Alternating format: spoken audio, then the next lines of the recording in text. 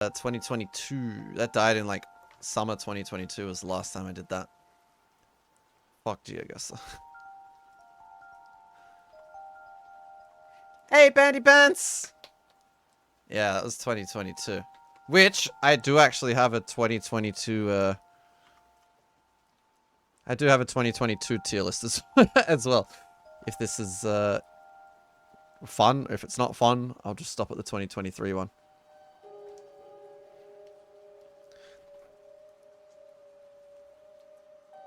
So, hi. On... Yeah. This is exciting, but I'll be looking to do work most often. That's fine. Hi, Shaki. Hi, is this going to be on YouTube? Probably not. Probably not. Maybe. We'll see. We'll see how fun it is. I'm slightly less sick today. Let's go! Nice. That's good to hear. That's good to hear. Hello, maybe YouTube. Alright, YouTube time in 3, 2, 1. Boys! Guys! Hey!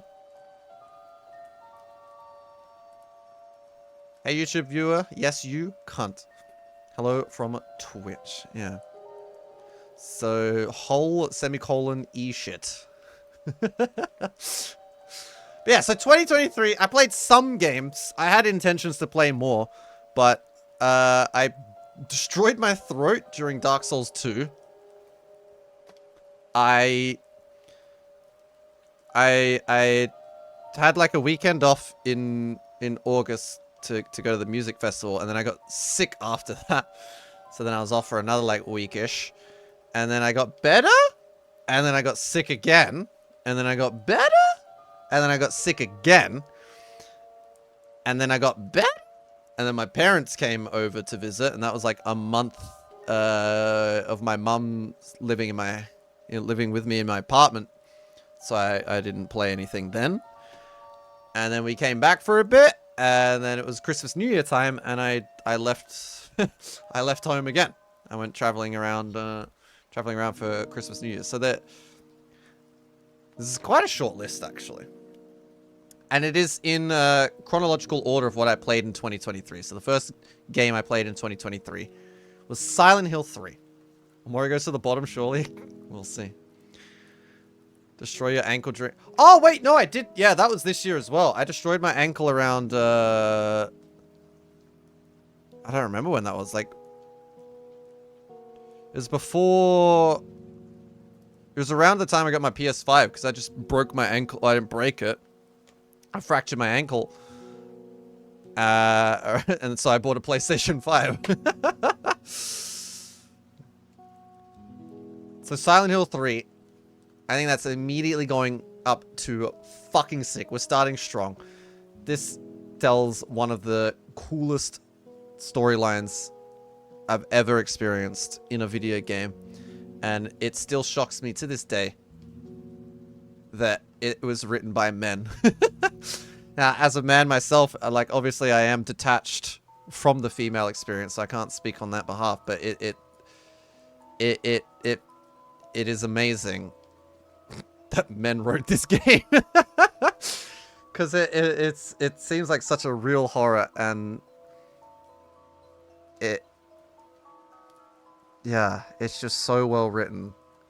What the horrors Heather has to deal with translate into real life so much, and it was written by like a group of old Japanese men, and that is nuts to me. Everything else is cool. Silent Hill 3, I think, is the most like grotesque kind of horror one as well. The visual set pieces in Silent Hill 3 are the best in the whole series that I've played to date. And like certain pieces just stand out so much, like the haunted house. And my personal favorite is the mirror scene, where the room is mirrored and shit's moving on the other side of the mirror, and it comes up through like the bathtub thing, and then it travels through, and then Heather slowly deteriorates in the mirror. That room has no reason to exist. There's literally nothing in that room. It's just a visual set piece. and it kills you as well, and it is the best. Silent Hill 3 is a fucking masterpiece. I love that game. Castlevania, on the other hand, now Castlevania is hard because it has a lot of like video game historical importance.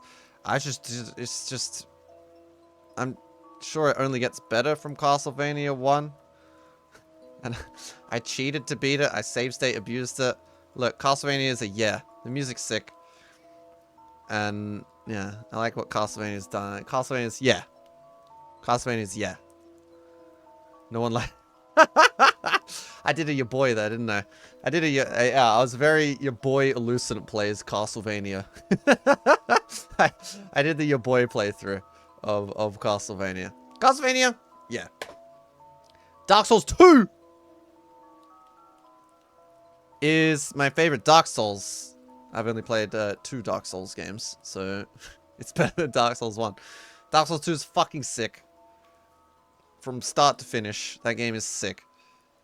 It's this open world kind of, it's very experimental. Every area is gorgeous. I love the way the game like fills your inventory with consumable items. It's just like, have another bomb, have a fucking throwing knife, there's 10 like different types of throwing knife kind of shit. Like 20,000 freaking different types of bombs. You get so many consumables and different arrow types. The game just feeds you all these things. And then it creates environments that they want you to use the items that it kept shoving in your face. Like there are places in that where the enemy placement is really tough if you're just gonna ooga booga fucking slam your sword through it. It's like, why don't you try using these bombs? Why don't you try using these like throwing items, these consumable items we've given you? There's like 6 mages in this room that are all shooting at you. Hello? Hello? You have more than just your frickin' sword, you idiot. Use the items, and I loved that. Whereas, I don't think Dark Souls 1's enemy placement made me have to like rethink any of my strategies ever. And I really appreciated that Dark Souls 2 made me do that. And what is good is it doesn't force you to. Like, you can get through the difficult areas of Dark Souls 2 with just the Ooga Booga sword, because everyone does. But you're just gonna have more of a hard time. Music's sick. It's got probably one of the most memorable like themes in it. The Majula, like your home camp. Every time you get there, it's just like this nice soothing melody. Ah, oh, and I love that you can just do anything in like any order. Really liked it. The negatives of Dark Souls 2 for me is fast travel from the start. I did not like having fast travel in Dark Souls 2. I think it goes against the level design of that game. I think if you unlocked it after halfway through, it might be okay. I think a good time to unlock the fast travel would be when you get the lady, I forget who it is, but there's that path you go through which leads to like the old Dragon Rider boss fights, and there's a lady there that will rotate the room or whatever. I think after that point you should unlock fast travel, like sometime during the game, maybe you can get it. But having it from the start, I think that was a negative. I think that's a bad design choice, because it discourages you from retracing your footsteps. Yet, retracing your footsteps is essential to making progress in that game. But otherwise, Dark Souls 2 is sick. Also, yuck, yeah, whatever. Dark Souls 2 is good. Then I played Ys 5 on the Super Nintendo. And Ys 5 on the Super Nintendo it's alright. It's alright. Half the game doesn't need to exist. It's got this whole alchemy magic system that just literally doesn't need to exist. But the animations are cool.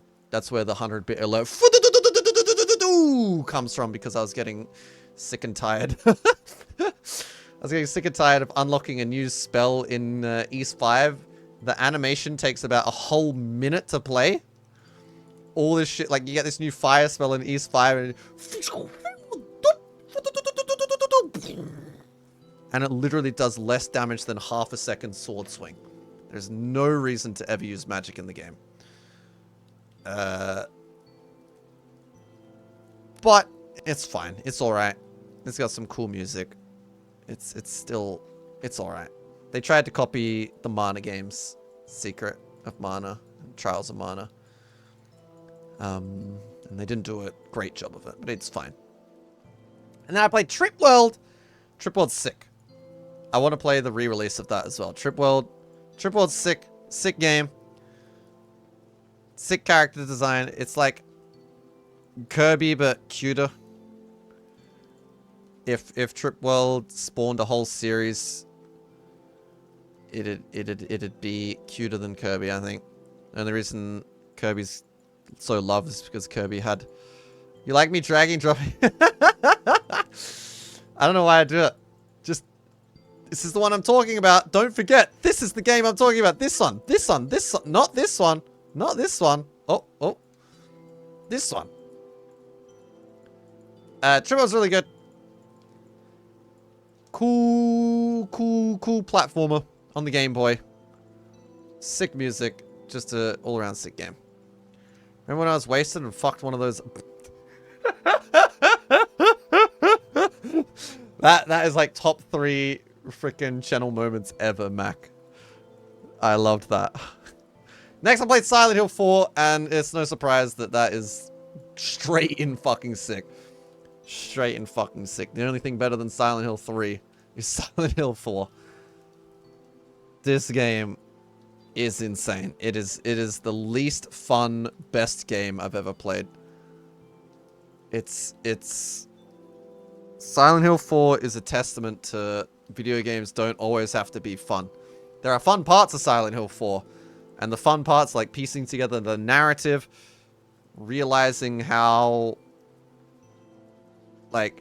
many messages in the game that you've missed. That's a lot of fun. And beating it, the feeling of beating it and the feeling of getting through an area is fun. Like the reward. I think it's similar to like a Demon's Souls or a Dark Souls 2 kind of feeling where you get through a crushing area. It's the feeling of getting through it. The feeling of being done with that hell that makes you feel good. I think Resident Evil is similar in that regard as well. It crushes you during the process of it, but you get through it. It's like, okay, that was actually pretty cool. And then yeah, Silent Hill 4's subtle storytelling and what's the opposite of subtle? Silent Hill 4 uses a nice mix of both of those, which I like. It's got a yeah, I don't know, everything about Silent Hill. The first person parts in the Avert. There you go. Yeah. First person parts in the hotel room, in your apartment room.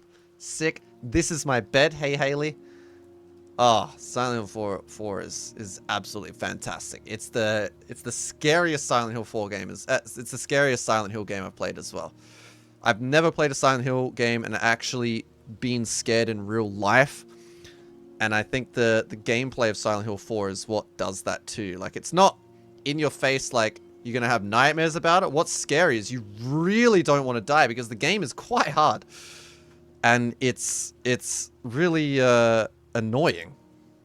It's like really annoying, the game. The respawning ghosts, the enemy placement in the subway. Oh my god. It's the only Silent Hill game that pushes the anxiety that your character would be feeling onto you as the player. I've never connected with any game like that. I've never been so conscious of my character dying. I've never cared that much about my character dying, and I think Silent Hill 4 does that through its gameplay. Through its not fun gameplay. It's a survival horror. You're not meant to have a fun game. Never played a Silent Hill game. Where should I start? I differ to most people. I say 2. I say 2. And 2's not my favorite either. 4's my favorite. Then probably 3. Then 2. But I say 2 because it's the best standalone story. 1 and 3 are connected. 4 is a shithole of a game. You won't, like, you're not always having fun with 4. 2, I think is a piece of art, and its narrative is probably the easiest to connect to. Yeah, I'd say 2. And then if you like it, 1, 3, 4. Just play the rest in order. I think 2 has the highest chance of hooking a new fan into the series as well. I started with 1, and I was hooked, but I'm a camera angle dickhead. I love the cinematic feel of 1. But yeah, I think yeah, if you've never played them, 2. If you like 2, you'll love the others, like guaranteed. But whereas I think if you don't like 1, you could still like 2. So that's why I recommend 2. If that makes sense. Because if you don't like 1 and you go, okay, Silent Hill is not for me, you're missing out on Silent Hill 2. And I think that is Silent Hill 2 is a narrative I think everyone should experience, because it's so... It's such an important narrative. It's like, I don't know. It's so good. Even if you don't like the Silent Hill gameplay, experiencing the narrative of 2 and the twists of 2, you get value out of it. Whereas 1, 3, even 4 is more the culmination of everything. I don't know. 2 is worth experiencing if you don't like it. Anyway, Metal Gear Solid 2.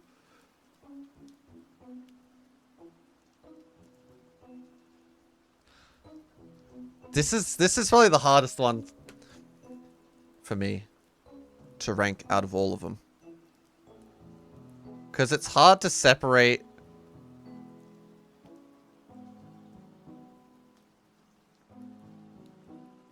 I'm going to put it in yeah, I reckon. I'm going to put it in yeah. And that's because Metal Gear Solid 1 is such... Metal Gear Solid 1, which I played the year before for the first time, set me up expecting that the Metal Gear Solid series was going to be something that it's not. Metal Gear Solid 2 teased that it was going to get like meta and shit, but it didn't have any meta scenes.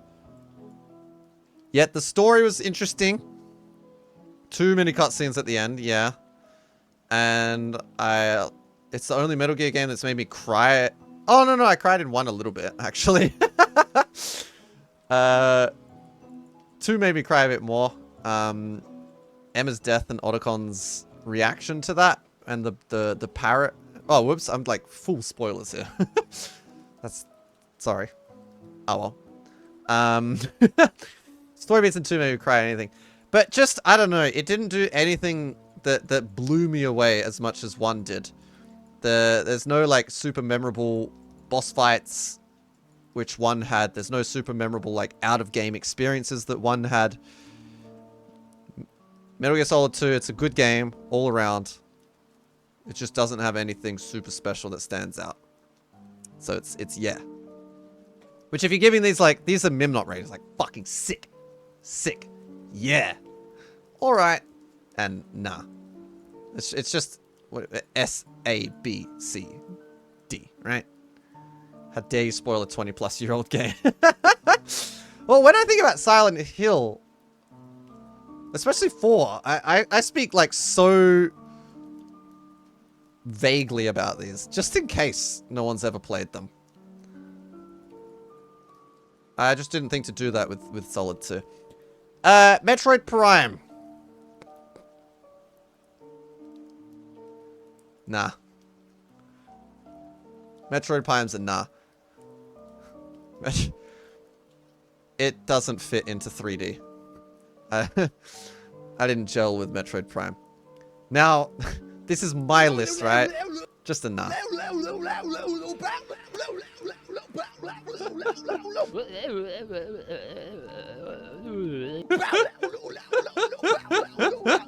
Well, it was a great thing. Metroid Prime? Yeah, I know. Everybody loves Metroid Prime. I appreciate the game, and I still think it's a well-made game. I still think it's a good game, but for me, it's a nah. For me, it's a nah. It's the easily the weakest Metroid game I've played to date. And I'm talking about the remake as well. As a remake that came out last year, this is technically a 2023 game, I think. They didn't do enough to warrant making it a remake. Like, it looks a bit better. To be fair, they're not calling it a remake. They're calling it a remaster, right? But they didn't add nearly enough quality of life changes, I think. Like, oh, now you can aim better. Who cares? Why don't you remove some of the annoying aspects of the game? Like, you can't... I complain about there being no... I have complained about there being fast travel in Dark Souls 2. I complain about there being no fast travel in Metroid Prime. Because there's enemies respawn all the time. And you get into a room and that fucking... space pirates lock you into the room. It's the Devil May Cry 3 effect. Ugh. Awful. Awful. Whereas Metroid... 2D Metroids... And the combat is way faster in a 2D Metroid, so it makes respawning enemies like a non-issue, or like locked doors. It's basically a non-issue because you're just like, vroom, pew pew, fucking smacking them. Locking the doors with respawning enemies is one of my fucking least favorite things that a video game can do. Metroid Prime did that way too often, so it's a nah. But I still think it's a video game that everyone should play. If you've never played Metroid Prime, or any of the series, I still think it's a good game. It's a well-made game. And everyone should try it out. It's a nah from me. Bloodborne is sick. Bloodborne's sick. The interconnectivity is like on par with, I think, Dark Souls 1. Like the way you end up back in an area that you didn't think you would be opening up to. It hit those same highs as Dark Souls 1. But environment variety is not as interesting, I think, as Dark Souls 1. Like, I'm just in fucking London, bruv. And the bosses are fucking annoying. I hate the way that every boss screams and hurts your ears. But, on the other hand, similar to Silent Hill 4, I kind of, like, I can appreciate that, and I respect how annoying the game is. But it's sick. It's a sick game. Just, it doesn't hit the same highs as Dark Souls 2 or... Yeah. It's sick. For some reason I like the Silent Hill Downpour, lol, and High. I haven't played Downpour yet. That will be this year, hopefully. Hopefully soon. My next one's Silent Hill... something. The one that was a PSP game, but it got a PS2... something. The other PSP one that... Yeah. I like all Silent Hill games, so that one just strikes out more. Shattered Memories, that's it. Yeah, Shattered Memories, I think. Yeah. That'll be the next one I play. Because I can't play there's one that's only on PS3 or something. And I'm going to have to find a way to do that one. But yeah, we'll cross that bridge when we get there. East Origin, technically I did play this year, so I put it in here as well. East Origin's sick. It's a sick game. It would be in fucking sick... But there's just better East games, like East Oath and Felghana would be fucking sick. Because there's no bad points to East Oath and Felghana. East Origin has difficulty balancing issues, I think. Requiring 3 playthroughs is a little tiresome. Especially how lame one of the characters is to play. The second character that you'll most likely play as is a bit of a snooze fest. East Origin has some down moments that it's still a sick game. And 1 playthrough is enough to, like, get the most out of that game. Just do 1 normal playthrough of the main character, Unica, and you'll love the game. But, I love East Origin. East Origin is what got me into the East series. This game has such a special... I've completed this game like 8 times. This game is sick. Such a sick game. I just can't put it in fucking sick. Because there's better East games. Just like Metal Gear Solid 2. There's better Metal Gear Solid games that I've played. So it's hard to weight games in a series for me because I always balance them against other games in the series. Making you a cup of apple cider. Wow, like from scratch? Hell yeah. Alright, next one is the easiest one yet. Assassin's Creed. Nah. And now I feel, ooh, okay, see, now Metroid Prime has to get moved up to all right because, because Assassin's Creed is like such a nah. Yeah, Metroid Prime gets bumped up just by default that it cannot be on the same tier as Assassin's Creed. Like, this game has not many redeeming factors at all. I was bored so quickly in Assassin's Creed. One good thing about Metroid Prime is I wasn't really bored so much as just annoyed that I had to do the same thing over and over. But at least that thing originally was fun. Like, the thing got boring because I just had to do it so much, which was fighting the stupid space pirates in locked rooms. But at the start, it was good. Assassin's Creed, I don't know. I didn't even finish the game. I had full intention of finishing this game. I literally couldn't bring myself to finish it. Go back to it. There's just nothing exciting going on in this game for me. But I will try Assassin's Creed 2 this year as well. Why is the original Assassin's Creed there? Why'd you play it? Because I'd never played an Assassin's Creed game. My original goal for 2023 was to finish the Silent Hill series, the Resident Evil series, the Castlevania series, the Assassin's Creed series, and the God of War series. But I kind of dumped Assassin's Creed and God of War, and I picked up a bunch of other shit along the way. Ys 4, Master of the Sun, and New Theory. Now, this is a PlayStation 2 remake made by Taito, the Space Invaders people, of Ys 4, Master of the Sun, which was a Super Nintendo game made by Tonkin House, which is fucking shit. So it's literally the worst ever Ys game. They remade it, Taito remade it for the PlayStation 2, and guess what? Guess what? It's a yeah. It's actually pretty good. They took a shit game and they actually made it pretty good. And I think a lot of what's carrying this is because it's only released in Japanese, sharing it with everyone here and doing my stupid translation of it. That made it a bit more fun than it should have been. But the story and the pacing of the story is way better than the Super Nintendo one.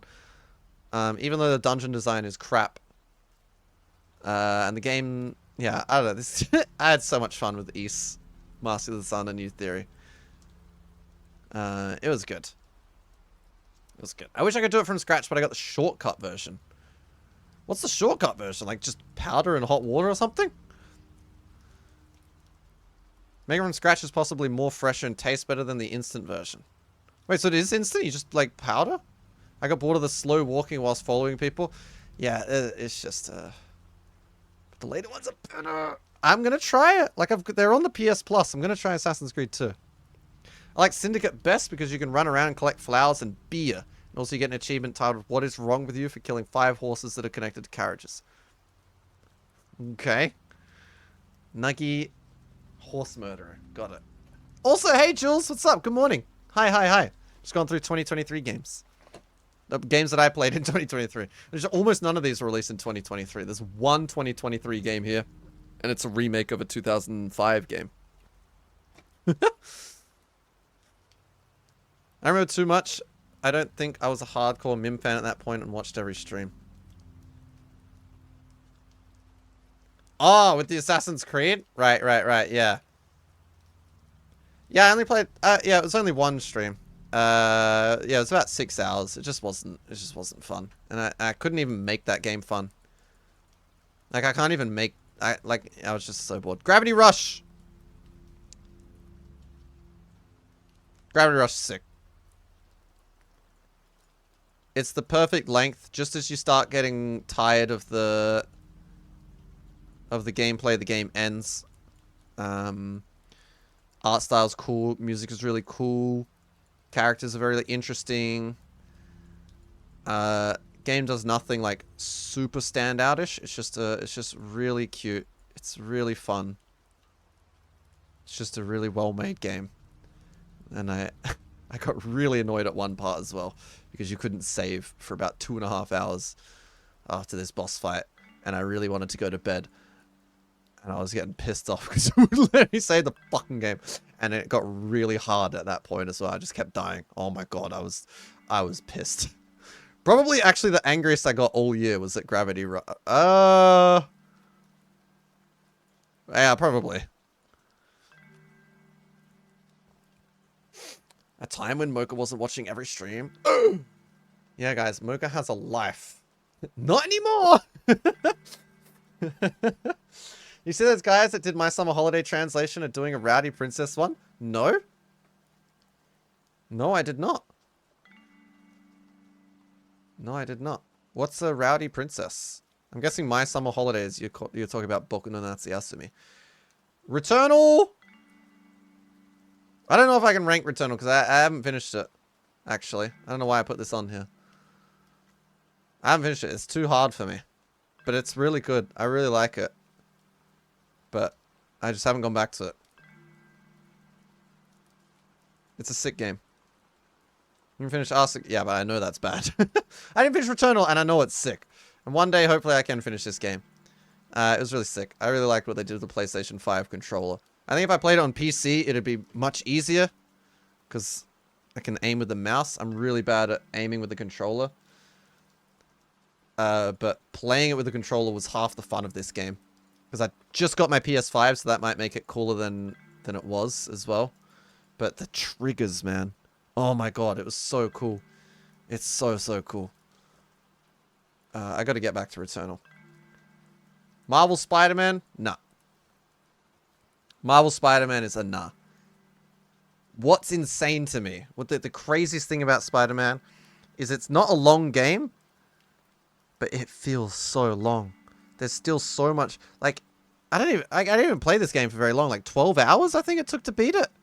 12, 15 hours, that's a pretty shortish game. Yet I still feel like they could cut about at least 6 hours of content out of this game, and it would have no negative impact on the game at all. The pacing of Spider-Man is so bad. It's so badly paced gameplay-wise. Now, to preface this, I don't really care about Spider-Man as a character to begin with, so I'm not like a comic book nerd that's like gonna boner over all of the references and stuff. But you're playing as Spider-Man, you're swinging through the city. Swinging through the city? Good. Always a good time. The swinging, they nailed that.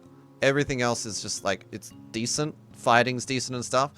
But you do some sick swinging, you get this high action-packed action scene, and then you have to play as fucking Mary Jane and just walk. And then you have to play as fucking, what's his name? Miles Morales, and you're just like walking around doing just mundane shit, and if you get spotted, you have to do it again. Ah, the pacing was wild in this game. Ugh. Ugh. And in the open world, the tasks to do in the open world, literally every task is the same. There's like 7 different things to do in the open world, but they're all basically the same. They're all basically the same. Stop a street crime and stuff. It's all just punch people in the head. Oh, the game. I didn't think I could get this bored of a game that's that short. It's such a whatever game. Such a whatever game. Nah. Momodora? Sick. Reverie Under the Moonlight. I haven't played the other Momodora games. It's a little Metroidvania, pixel art Metroidvania. You fight a boss called Mocha in it, which was which was fantastic. And I shit on Mocha hard. And that was at a time when we weren't as tight either. We didn't know each other as well, and I probably went a bit too hard. I feel like now I would go harder. I would yell out way more now. And I'd have more things to yell as well. But yeah, fighting Mocha was sick. I don't know, this game was... Momodora was really sick. Momodora is one of the few games... I don't really replay games either. Momodora, as soon as it finished, I ended stream, and I started playing it again on the next difficulty up. There's only one other game, really, that's done that recently, which was DMC Devil May Cry. Most games, I finish them, credits roll, and I'm done. Momodora, I played instantly again, and then I played it a 3rd time, and then I started a 4th playthrough, and I haven't finished that 4th playthrough because you got to do it like hitless, and it's really hard. But yeah, Momodora is really good. It's really good Metroidvania. It's literally the opposite to Spider-Man. There's no slow points of Momodora. It's just good from start to finish. Good game. I'm trying not to go in the gutter from hearing that. Wait. From hearing what? Rusted Moss? Is that the new one? Also, hey Apple, what's up?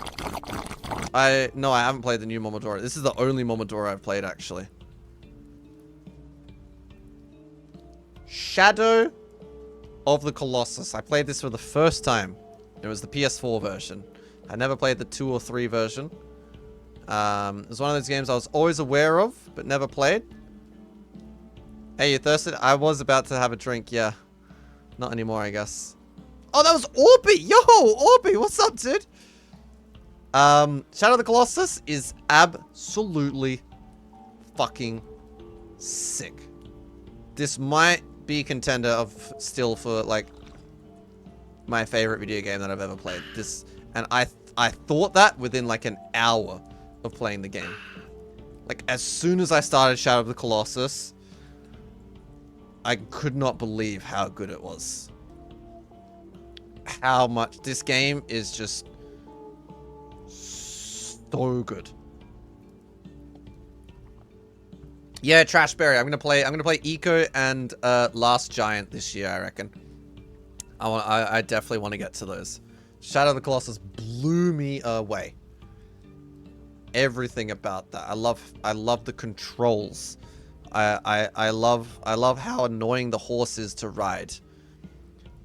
I love the design of the monsters is so cool. And I love the puzzle mechanics to stuff. Oh, it's just such, I don't know. Oh my god, the way when you're riding the horse. One of my favorite things about the game is it's kind of like Silent Hill 1, which is a weird comparison, I know. Silent Hill 1 is like you're playing a movie with the camera angles and how it's like zooming in. It's like you're playing it's like you're playing a movie. Like there's literal cameramen following you around and stuff like that. Shadow of the Colossus is super cinematic like that. My favorite thing about Shadow of the Colossus is the camera angle will always move and try to give you the most beautiful cinematic angle to what's happening. Which, from a gameplay kind of point, seems to tick people off. Like, I've gone and watched other people play Shadow of the Colossus, and a lot of people get annoyed at the controls in that game. Fox Plays Official. And I don't think that's warranted. Because I think the controls are fine. Maybe in the PlayStation 2 version, I don't know. PlayStation 4, it controls fine. Shut up, get over it. But, like, if you're riding your horse, the camera will be, like, down here because there's a nice sunset and a mountain. You don't move anything, you just keep going in the straight line, but that mountain goes out of view. The camera will go... It'll shift perspective, and it will show you this way now, because that is the most, like, cinematic view. You've passed the good-looking thing over here. It's literally like, oh yeah, I've heard the frame rate gets fucked in Shadow of the Colossus in the earlier versions. It's incredible to me. The camera work in Shadow of the Colossus is the coolest thing about it. It literally feels like there's an AI director just telling you what the best thing to look at is. And that might not be everyone's thing. Some people just want to look at the ground and read manga on their phone as they're walking through somewhere beautiful, right? That's not me. That's not me. I want someone to grab my head and be like this. And Shadow Colossus does that, and I appreciate that so much. That's so freaking cool. And everything else about it was cool. The music's cool. Eco's so dick. I can't wait to play it, Haley.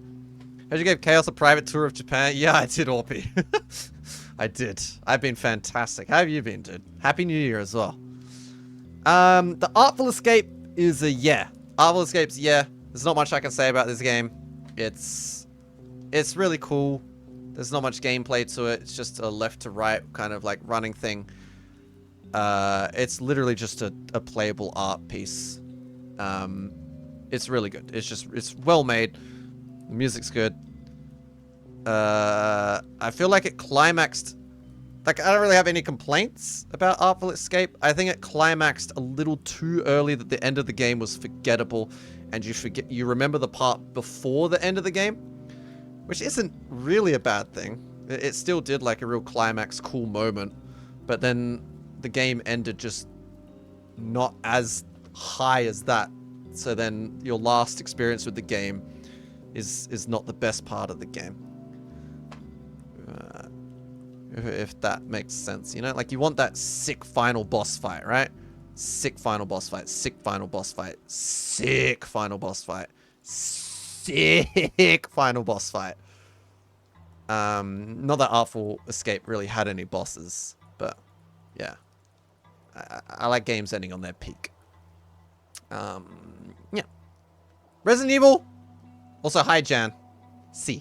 Hi, Jan. Bless you. I didn't sneeze. I'm good. I couldn't catch up with you back in October. Oh, yeah, it's a shame. But, yeah. Oh, there's always next time. I hope you enjoyed your time in Japan. Resident Evil? Sorry, and everyone else that's just come in halfway through this. Yeah, I'm copying Fox. Yeah. Nimnop, who copies Fox's tier list idea? Cock. Well, to be fair, it's not that original of an idea. I've seen like 6 other streamers doing it, but Fox did it recently. Yeah, I am straight up just copying Fox. Like, oh, Fox did it? Alright, I'm gonna do it then. But I asked him. I asked if he'd mind if I copied him. And he said yes under one condition. I'm gonna break that condition. I'm gonna break that condition when we get to it. I'm breaking that condition. Resident Evil is... Now I'm talking about the remake, like the GameCube era remake, but I played the PS4 version of the GameCube remake or whatever. There's too many versions of Resident Evil 1. I played it on the PlayStation 4 and it was the one with all the extra content. Resident Evil 4? Resident Evil? Sick. It's sick.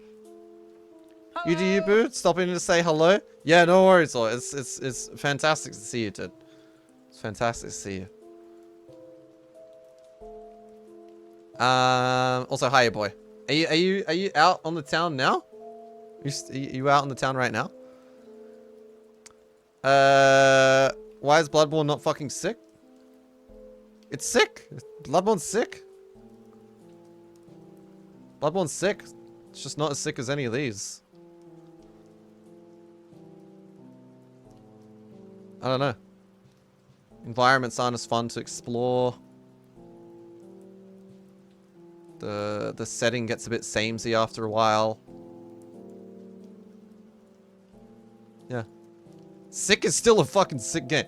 Everything from here up is good, right? It's just these that are bad. Yeah, Resident Evil. I went into Resident Evil completely unprepared. Your boy doesn't go out on the town? Ah, true. But you're still out with, like, Quoli and stuff? Or was that just, like, a lunch thing? Chilling at home after a big day in Sydney? Oh, so you just, like, met up for lunch and stuff? Fair. So real for putting Metroid Prime in alright tier. Well, I had it down here, Appa. I had it down here until I put Assassin's Creed, and that's not right. Like, Metroid Prime is clearly on a different level to these fucking 2 games. Julie, I wish I met Oh, I thought you were. What Castlevania did you play? I never saw you play that. The first one. Just the first one. I cheated with save states as well. Dracula, not Dracula. The one before the one before the final boss in Castlevania 1 fucked me up. Oh my god, the fucking like bat guy or something with all the like. Oh fuck that guy. Death. That's yeah. Death. Oh my god. Yeah, I saved state right before that boss fight. It pissed me off. Your PC broke on the plane? Oh, fuck. Oh, you finished moving? Nice. Oh, your PC broke on the plane? Shit. Like, broke? What broke about it? Do you know? Can you pinpoint what's broken? Is it a cheap fix or is it something expensive?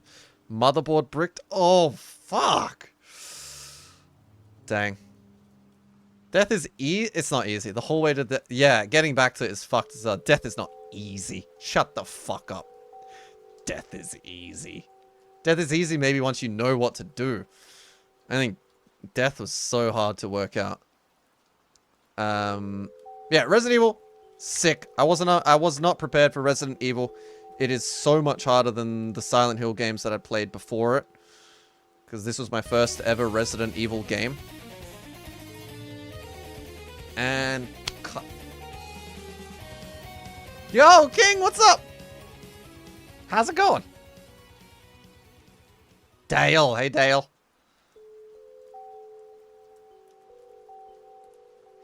I'm living on a tropical island. Now my life is like that fake survival horror therapy game you were playing. Boku no Natsuyasumi? Oh, we're gonna get to that one eventually. I mean, spoilers, that's going in fucking sick. Like, there's no other way that's gonna go in there. Death is easy. He spawns in top right corner. You throw holy water and keep whipping and holy water. I didn't have holy water. I didn't have holy water. Death is easy. Yeah, death is easy because you know that. Death is easy because you know that. Death is not easy. Death is not easy. Fucking every boss in like almost every video game is easy once you know the way to do it. You just do this one thing. Yeah. Death is hard. Castlevania is a hard fucking game. It's so hard. Yo, Ethereal, why are you still awake? Go to bed. Go to bed. Look, Ethereal. I got, I'm gonna eat this later. I got strawberry melon pun. They were selling it at the convenience store. Mmm. Looks good. I can't wait. I think you'd be the only one that cares about that one. Well, Julia said it looks sound. Oh, Flaria as well. Oh, there you go. Just had it sat there. I'm good, thanks. And Tazzy is also good. Tazzy's good. I'm glad. Oh, you're responding to Orby. How is Tazzy? Yeah. How is this giant island that you live on? Is the whole island still good, Dale?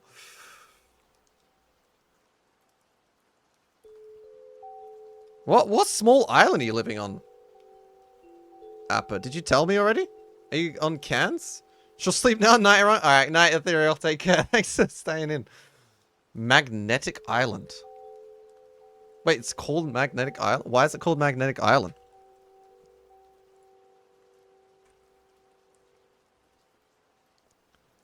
And yeah, sorry, King. Anyone? The enemy King.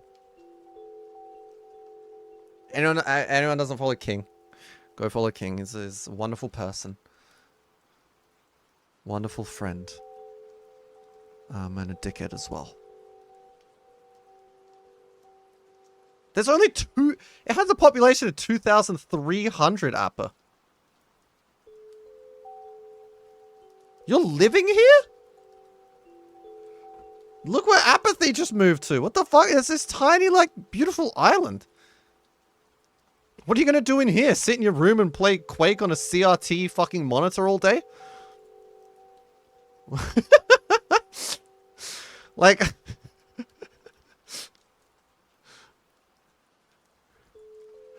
It's off the coast of Townsville? Ugh, Townsville.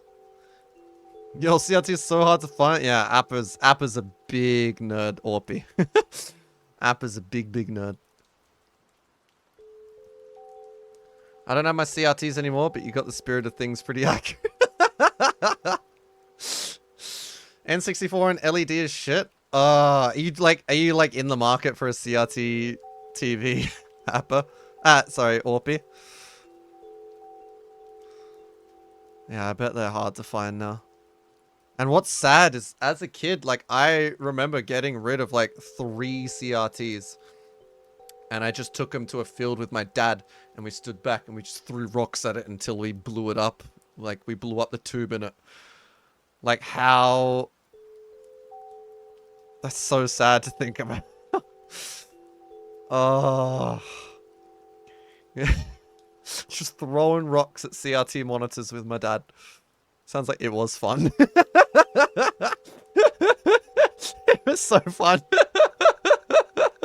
It's not even like a big explosion or anything. It's just like it was just like a pop.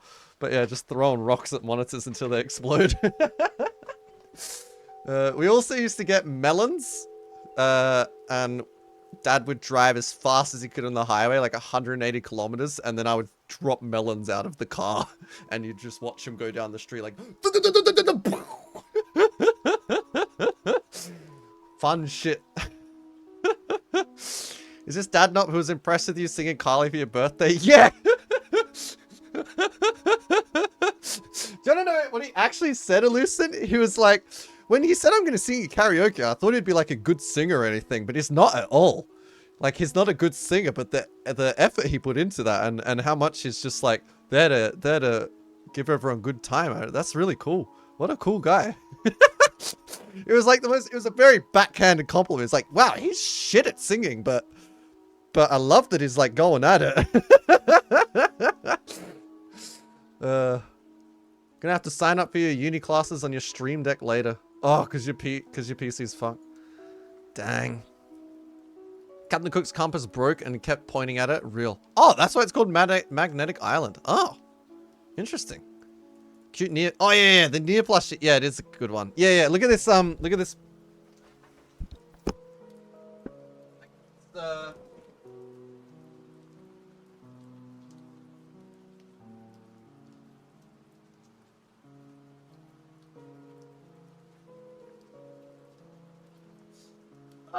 Just get my whole work back.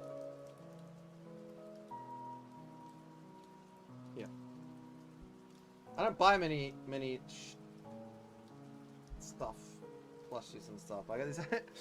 I got the little bot from near. Sick.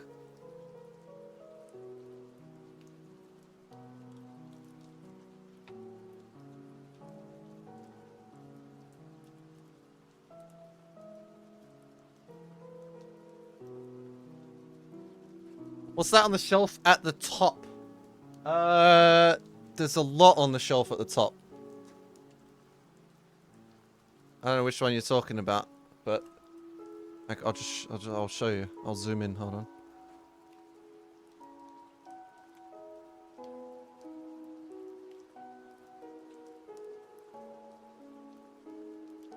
There you go.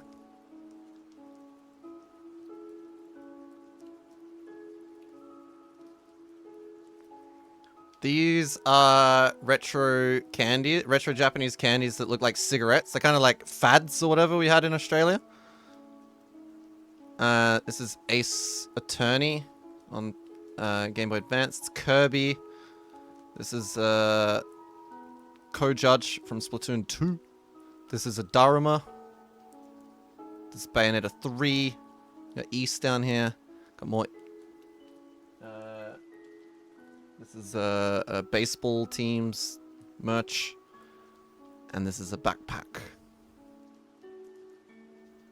To be fair, I was waiting for a Klefki keychain. Oh, I mean, I do have Klefki.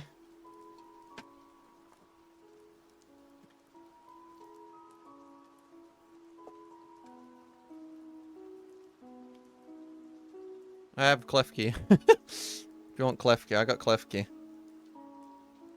There you are.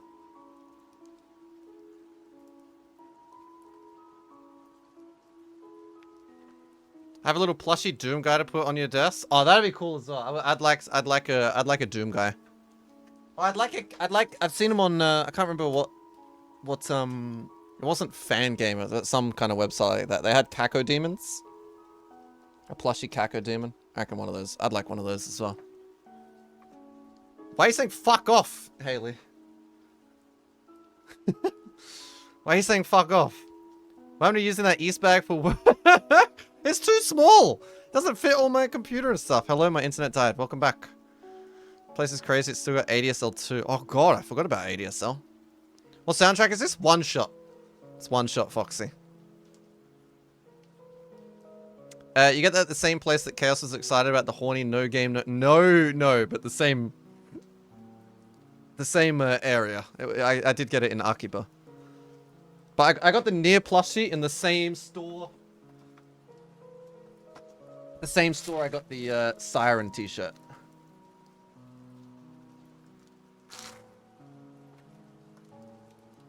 So it's an animate, if you're familiar with the animate. King? If you know animate.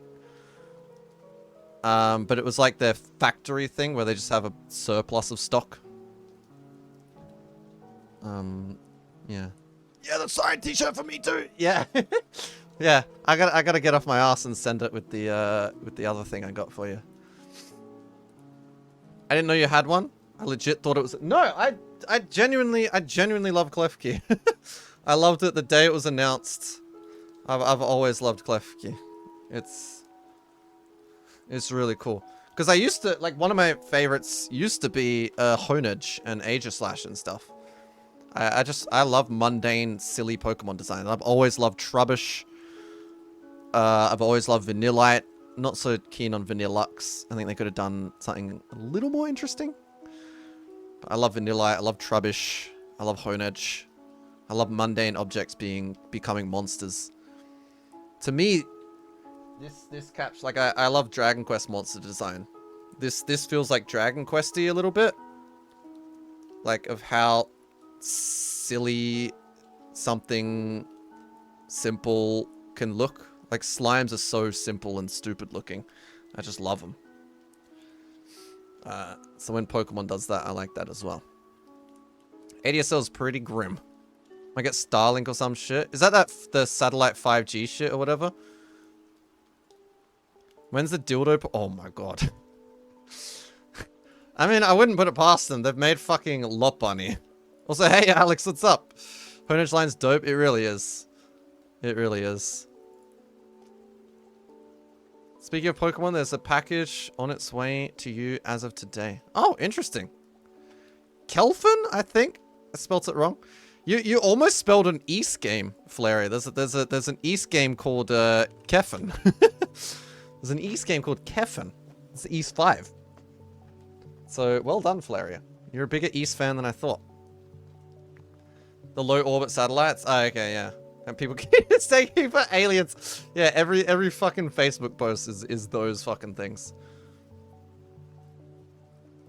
But yeah, if you've come in from King's stream, I'm currently copying everyone else, especially Fox most recently.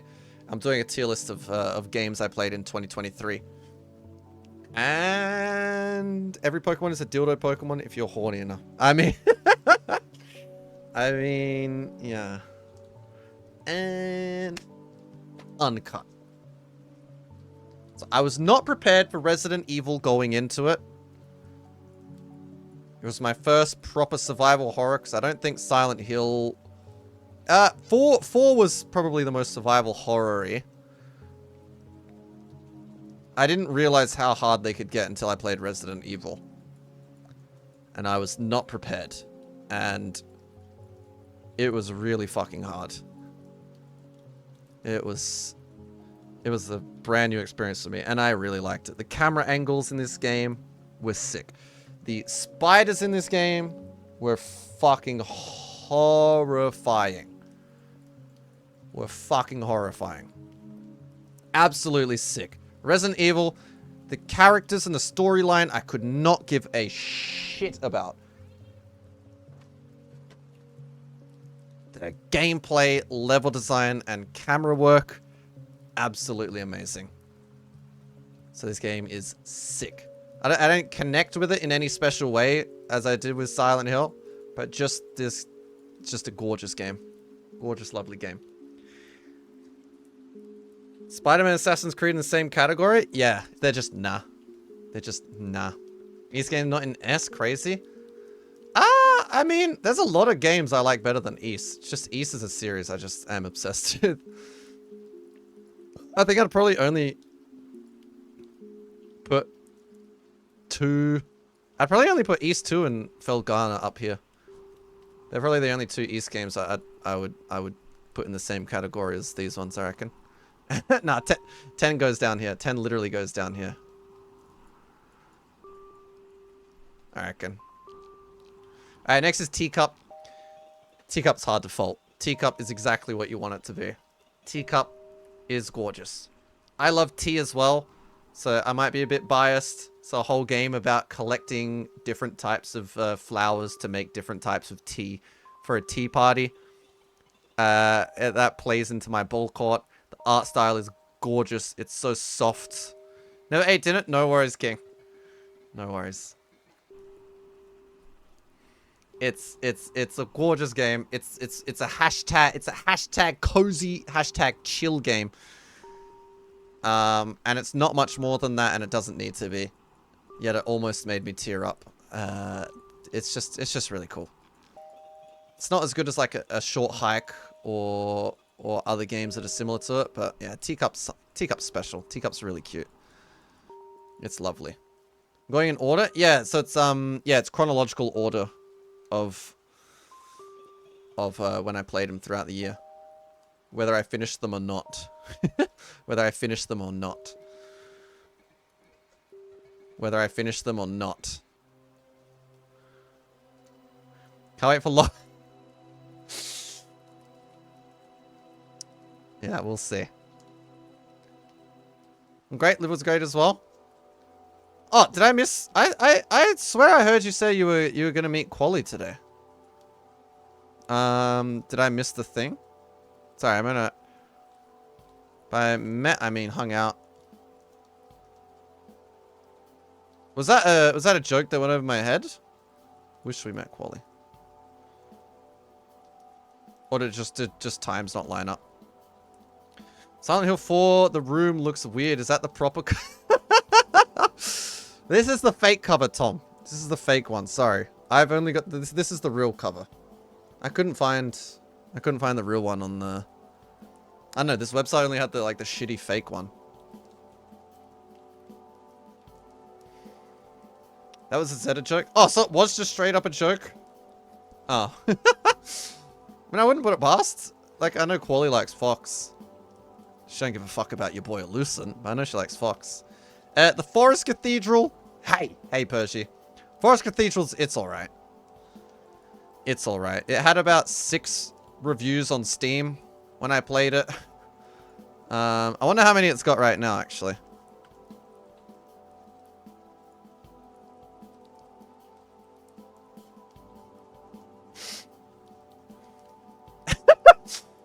Eight.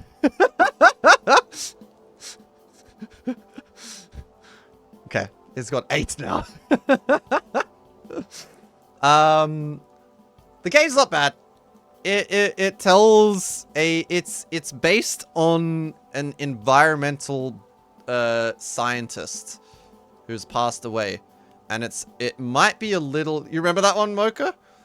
It might be a little disrespectful to her life, but I do appreciate the effort to honor her, I guess. The gameplay was really cool. It's just an under-realized game. If they tried this again, it could be really, really cool. I've not played it, but it reminds me of like Subliminal, I think it is. It's a first-person game, but it uses kind of like perspective and stuff, and then you'll just be looking at a tree, and then you're like platforming inside the tree. It had these really cool beats to it. It's just made by a couple people. It's just a small indie game. It just felt under realized, but there's so much potential in this game. I just worry that it's. I don't know too much about the environmental biology. It's telling the story of someone who dedicated their life to try to protect the environment. I've forgotten the whole thing, but I read up about it all. But she was she dedicated her life to like fighting like pesticide companies and things like that were just fucking up the environment. And she left a really important impact on the world, but she died through health issues that were caused through her research and stuff, I think. Yeah, a really cool game. Yeah, it was very loosely based on a true story, but it had a cool Aaron Brockovich, maybe.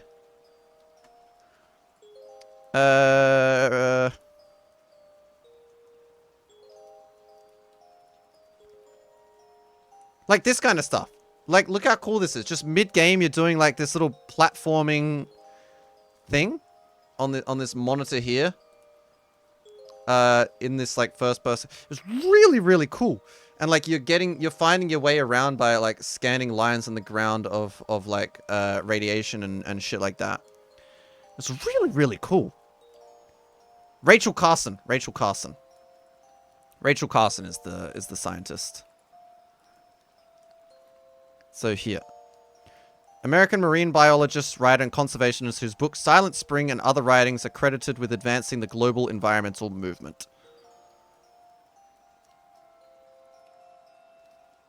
Yeah, I think it tried to do something more than the developers were capable of doing. So as a game overall, it was all right. But I'd love for them to have another crack at something.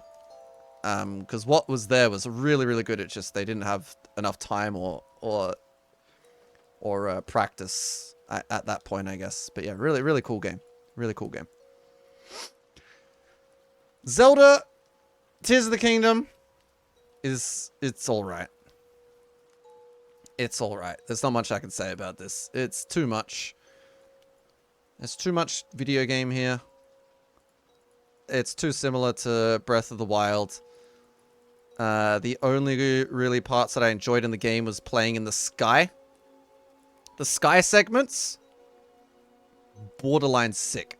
If this was like a 15-hour game where they like fully honed in on the airborne aspects of this game, I feel like it could have been sick fucking sick. Because some of the sky puzzles, they started getting like really cool, but then they would end. And that was my problem with Breath of the Wild as well. Is the what are they called? The shrines, right? The shrines. They had this really cool idea, but it's over in like 2 minutes, and that cool idea is not connected to anything else in the game. It's just this standalone little 2-minute cool idea. Like, why wouldn't I just play fucking WarioWare instead? If I want a tiny cool idea, I'll play WarioWare. Zelda Breath of the Wild, even I felt it more so in Tears of the Kingdom. It's like playing WarioWare, where you have this like really cool micro game, and then but in between each micro game, you have to walk in a straight line for 2 hours to find the next micro game. Like, no, I'm good. It's all right. It's all right. It's a really good sandbox game. If you like making stuff and just like messing around with physics, I'm sure there's a lot of fun to be had. I'm an old man. I want old Zelda back. Oh my god, yes, best song in one shot! That one was really cool. The one that just played, yeah, was sick. I thought Mim loves Zelda. Now that's Mocha. Mocha loves Zelda. Look at our choices at the end together, Fox. I can't wait to see how he thought both of them were mid. Did Vanquish A tier minimum or unfall? Yeah, it's the... You think Vanquish is gonna sit on this level of games? No way. Actually, Teacup might go down to yeah now that I look at it. Metal Gear Solid 3 is fucking sick. Metal Gear Solid 3 is fucking sick. So 2 filled me with disappointment because I built up Metal Gear Solid 1 way too much before going into Metal Gear Solid 2. And then Metal Gear Solid 3 exceeded any expectations I had. So, I don't know. Metal Gear Solid 3 is insane. Metal Gear Solid 3, where 2 doesn't have too many memorable bits because cutscenes drag on, and there's a lot of like walking around the same area. Like the whole of Metal Gear Solid 2 is basically on that ship. 3 has so many memorable moments. There's so many special moments in Metal Gear Solid 3. And Metal Gear Solid 3 is literally the boss's bro. Where's System Shock? Yeah, I only did ones I streamed, actually. I could add System Shock, because I did technically play that. System Shock, Liza P, they're all games I played in my own time this year. System Shock would be in fucking sick. Liza P would be in yeah. Metal Gear Solid 3... Ouch. Oh my god. The pain. The pain. The end. Oh my god. I chipped my... Metal Gear Solid 3 was so good. I literally chipped my tooth playing Metal Gear Solid 3. I was so into the game. I literally chipped my tooth by clenching my teeth too hard. Like, I loved Metal Gear Solid 3. Excited for you to play 4. Cutscenes are absurd, but the gameplay and detail is so horny. Yeah, I hope they, I don't know. I hope they add it to PlayStation Classics or something, because Metal Gear Solid Collection 2 probably will take ages to come out, and it's going to come with all Metal Gear Solid 5 shit that I don't really need. I already own them. There's not much to improve in Metal Gear Solid 5, but yeah, we'll see. I love Returnal almost as much as I love Vanquish. One day I'll finish Returnal. You can buy them standalone? Oh, you can? You can? Oh, okay. Can you buy that? Wait, can you buy the MSX one standalone? Ratchet and Clank Rift Apart.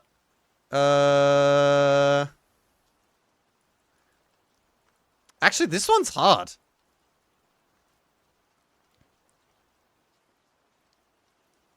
I think it goes in, yeah. Yeah. Like, yeah. I didn't connect with Ratchet and Clank Rift Apart in any special way, but Ratchet and Clank is gorgeous. It uses the PlayStation 5 controller fantastically. The way cutscenes blended into like gameplay segments was insane. It was like mind-blowing actually. I think it's the coolest display of what the PlayStation 5 can do outside of Astrobot.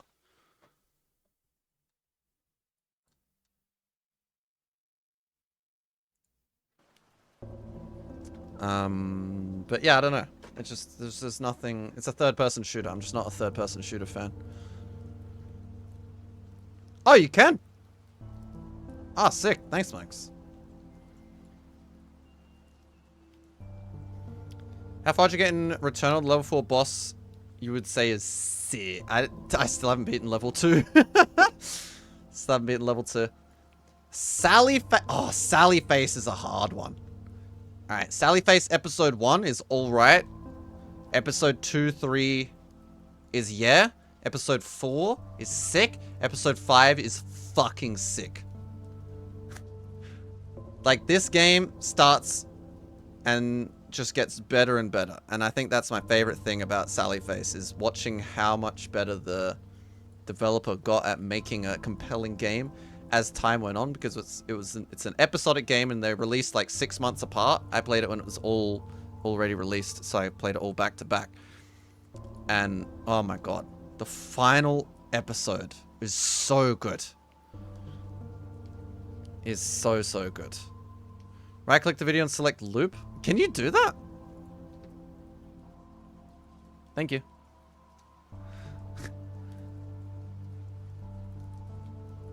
So yeah, I'll put it in sick because it did take some time to get good, but once it got good, I was so into Sally Face. I loved it. All right, next one. Demon Souls is fucking sick. Demon Souls is fucking sick. If we're ranking, if these are ordered, this is probably like, yeah. I haven't ordered any of these ones down here. Fucking sick. I'm gonna order though. 1, 2, 3, 4, 5, 6. I reckon for now. Demon Souls is fucking sick.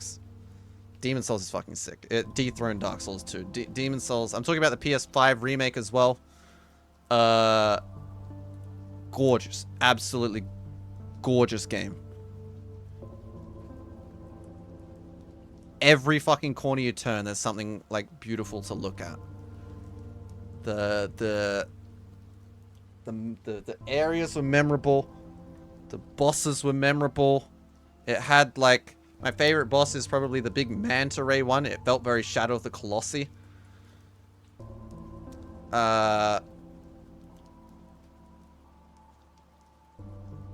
Demon Souls is sick. I forget the names of a lot of the bosses. Another favorite moment was that boss that's in like the church thing, and you can go above the boss arena before you even get to the boss, and look down at that segment of game that stands out a lot.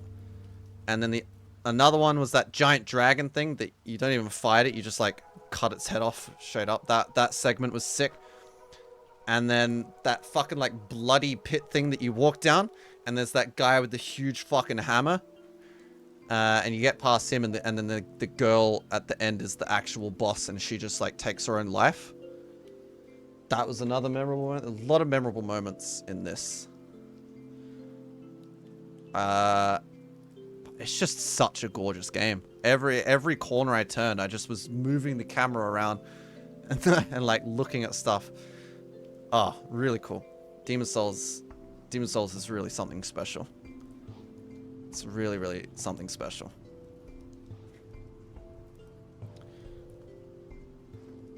And the best thing about Demon's Souls is now we have a new inside joke about being stuck in a nightmare always. But the game's easy. Yeah, I didn't use any healing items. I didn't use any healing items because the game is so easy, bro. Silent Hill Origins is sick. Silent Hill Origins is so much better than I thought it was going to be. Going through the Silent Hill games in order, and the first 4 being made by like the same team, the Japanese team, for the same console, well, PS1 and then PS2, PS2, PS2. And then going to a PSP game made by Western developers in the UK, I did not think it would be as good as it is. They really captured really captured Silent Hill's essence, and they just made Silent Hill, but it's on the PSP. It's a little shorter, it's a little easier. The narrative is not as engaging or as like emotionally like I wasn't as emotionally invested in Silent Hill Origins as the others, but it just plays like this gorgeous fan letter to Silent Hill, and they tried to link it into the lore as well, and which was cool. Camera angles are sick. Yeah, it's literally just more Silent Hill for a portable device. It's hard to fault Silent Hill Origin. Music's sick. The fog. Actually, I think the fog, my favorite thing about Silent Hill Origin is the fog. I can't believe that they emulated it.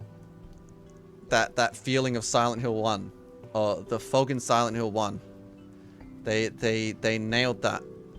Whereas in Silent Hill 1, the fog was part of covering up how like the game was like loading itself in and stuff. Like the fog was used to hide the weaknesses, I guess, of the PlayStation 1.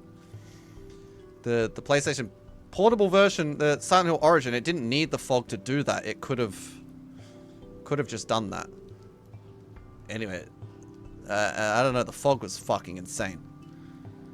The fog was so cool in Origin. Like they didn't need to have the fog there because it didn't need to hide what the console wasn't powerful enough to do. But they put the fog in, and it didn't feel forced. I don't know. The fog was gorgeous in that game. And oh, the theater, that whole theater section, yeah. Probably one of the best dungeons. And also, I really like that first dungeon, Fox, where it feels really big, and then you get the map, right? You get the map. I think it was the mental hospital place. You get the map, and it is like this enormous fucking thing. The map is huge. And it's got both versions of the map. Oh, that was really cool in Origins as well. Going through the 2 versions at will, through like the mirrors and stuff, was really sick. That was really fun. But the map is like fucking massive. I was like, what the fuck? I think the map is deliberately massive to, like, it instilled this sense of like anxiety and like fear on me. Like, how long? Oh, for fuck's, are you fucking kidding me? But it's not actually that big of a dungeon. It's not that long either. Most of the doors are locked, and it's about the same length and size as every other dungeon in the game.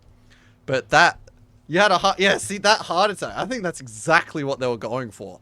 And they fucking nailed it. That's another very memorable moment of that game is, is when you open the map for the first time. Oh, Silent Hill Origin is so cool, and it's so much cooler than it had to be. Mental Hospital was actually a favorite area. There was just one part that there's one part of the puzzle in the mental asylum place that felt a little cheap to me, but otherwise, yeah, no real complaints for Silent Hill Origins. It didn't. They used like self-harm and eating disorders as a puzzle solution in a way that felt a little exploitative and made me a little uncomfortable in not a good way. But it wasn't anything like too gross or anything.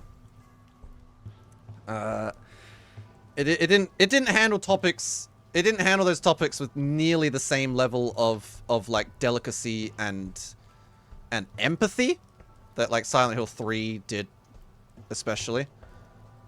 Like Silent Hill 3 goes through some seriously like dark fucking things, like and stuff. But it always felt like it was done from a feeling, from a place of from art, like true empathy and understanding. Origins didn't always do that. But yeah, sick game. Iconoclasts. Iconoclasts. Iconoclasts was an alright. Okay. And then it was a sick. And then it was a yeah, and then it was a sick again. Iconoclasts is a really good Metroidvania. And Iconoclasts has one of the best fucking 2D platformer bosses I've ever fought in my life. And the reason I liked it so much was because it's literally a remake of my favorite fight in Metal Gear Solid 3. It exists in Iconoclast as well, and it's so good. It's such a highlight. It's kind of like, what's that game?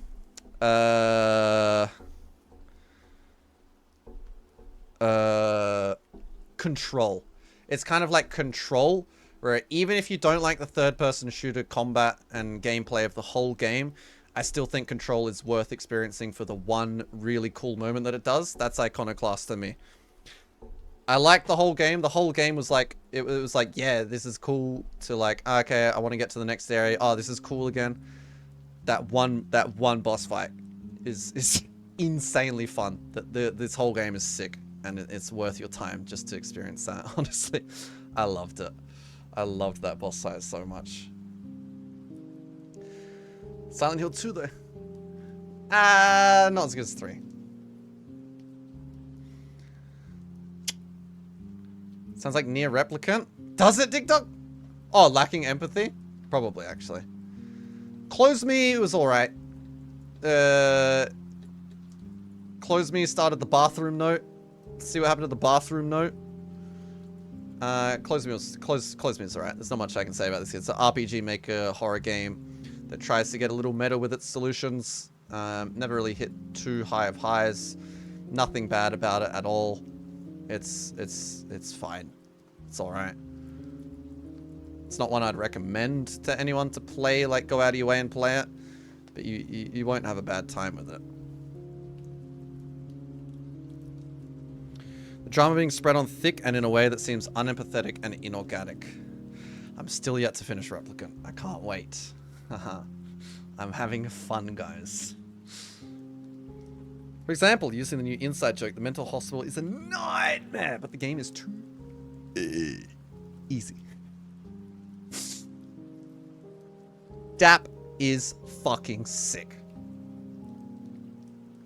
DAP is fucking sick. Now, DAP is a game I would push on anyone to try. DAP is so cool. DAP is Silent Hill 4 if it was like a full-on action game. The fucking stress that DAP put on me, like, I was sweating out of pores I didn't know I even had. DAP connects you as the player to the fucking character in the game. It's such a fucking stressful, cool, fun game. Holy shit. It's the action game of Silent Hill 4. It's not related to Silent Hill 4 in any way. It's just the, I don't know. It's such a stressful game in like the best way possible. Oh my god, I loved DAP so much. The art style is gorgeous. The art style is really gorgeous and kind of unique. And it's got the cutest characters. Ooh, dap dap. It spawned a whole channel meme with ooh, dap dap. DAP is really, really something special. And Zetaboffin, yes, it is made in Australia. So, you have to play it now. I think it was funded by the Victorian government, partially. DAP's sick. Just play it. It takes like... You'll beat it in under like 7-8 hours. Probably like 6... I forget how long it was. 6, 7, 8. It's not a long game. And if you like challenge games as well, like there are runs. There is a true ending that I didn't get, which makes the game even harder to try to get. So there's that stuff as well. It's got replayability in that factor. I'm not a replay person. Mocha, yeah, Mocha played it all. But what about Webbed? Haha. Webbed looks cool as well. Next one is Fran Bow. Now, everybody, please raise your hand if you have not played Fran Bow. Oh, Fox, yeah. Fox, you gotta play Fran Bow, bro. Fox, bro, you gotta play Fran Bow. Bro. Fran Bow is alright. Fran Bow's alright. I think I saw you play it. Oh, everyone's hands going up. Yeah, Fran Bow's alright. It's nothing to write home about. I really like the art style. I really like the art style. Again, I think this one lacks that kind of like empathy that some games that handle dark topics do well. Like it doesn't feel as unauthentic as some games, but I don't know. Some of it just felt like it's just being edgy for the point of being edgy, or gross for the point of being gross. Art was really cool. Music was cool. It's fine. Like, it's a good game, but there's just better things you can play, like Sally Face. just play Sally Face. All right, next, Hat in Time is a yeah. I didn't connect with this game as much as some people seem to. Like, people that love Hat in Time really seem to love it. But it's good. I'm a Mario person, and Hat in Time does not control nearly as well. No, I didn't finish it, Mocha. I'm still on the last level. It doesn't... The platform is not as good as like a 3D Mario. And a lot of the references it's making to other games are games I haven't played. My favorite section in Hat in Time, though, was the probably the boat, the ship, the spy stuff on the ship. I think that was really cool. And I really liked the part I played. The problem, I probably would have finished Hat in Time if I knew how to finish it. Because I did that, like, that whole climbing that giant place segment. That was really sick. Like, the game started getting really sick. And then I thought that was going to be the end of the game. And I finished that level or whatever, and it just spat me back out in the world, and I didn't know how to make progress. So yeah, I really gotta piss. I really gotta pee. I'm gonna pee after this one. But yeah, Hat in Time is good. If you like platformers and you played a lot of like family platformer games, there's probably more to that game for you. You probably connect with it even more.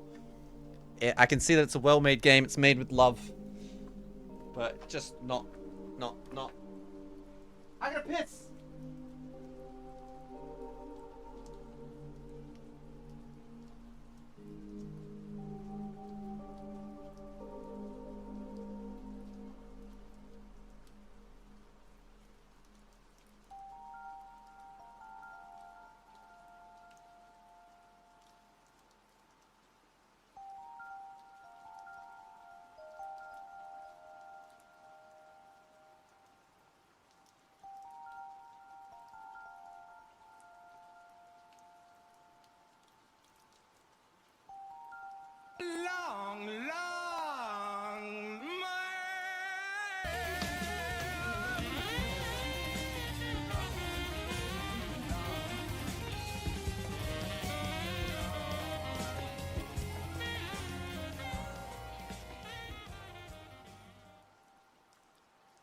I love East. I love East. Hello. Hello. Hey, Kai. I love East. What's up, Kai? Angel. Hey, hey, hey. Daff. Hey, guys. Storyteller. Hey, everyone. The whole family's here. How's it going? What's up? What's up? Let me close my own face then. Where am I? There I am. Got my own stream up now. Get out of here, Mimnut.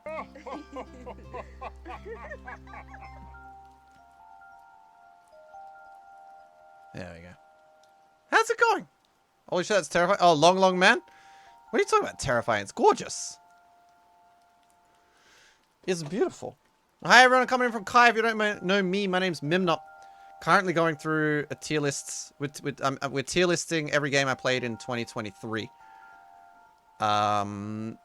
And this here is the collage of some of my favorite video games. We're about halfway through the tier list. It's taking longer than I thought because I am a gas bagging. It's been 2 hours?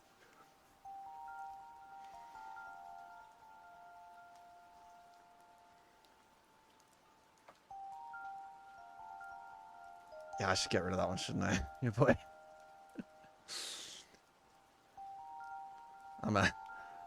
Thank you for releasing. I'm gonna get rid of that one.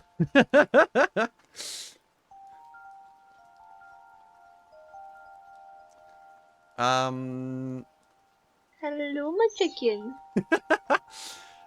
Yeah, how's it going, Kai?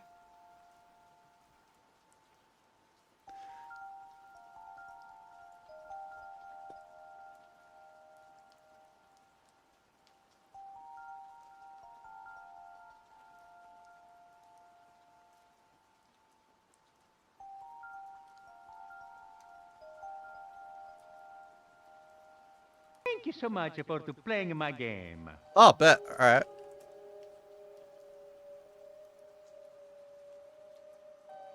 Another one. Metroid Zero Mission Dick Dog.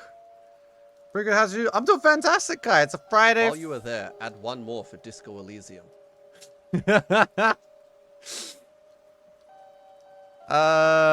Yeah, Friday's my favorite day of the week. It's my favorite work day. I love work on Fridays. Like I would literally, like tomorrow's Saturday. If I could redo Friday and work that the same day I have on Friday, like I rather work on Friday than have a day off on Saturday. Like my Fridays at work are so fun. It's just all my favorite classes somehow got lumped in one day. It's just so fun. Yeah, Friday too. Yeah, I just want to replay Friday. It's the best. I love Friday. Yeah, I hope you're doing well. Anyone here that doesn't know Kai, go check out Kai. She's absolute sweetheart.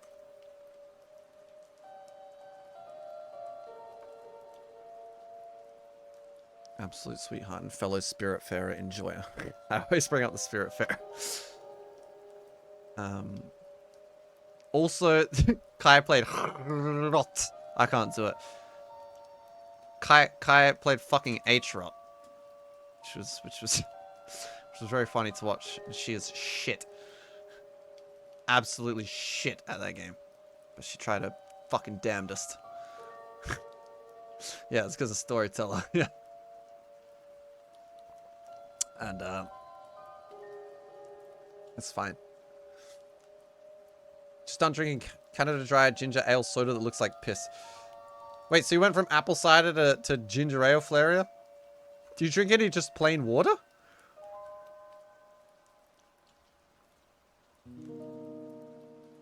That's a lot on that, Will? Yeah, it is a lot.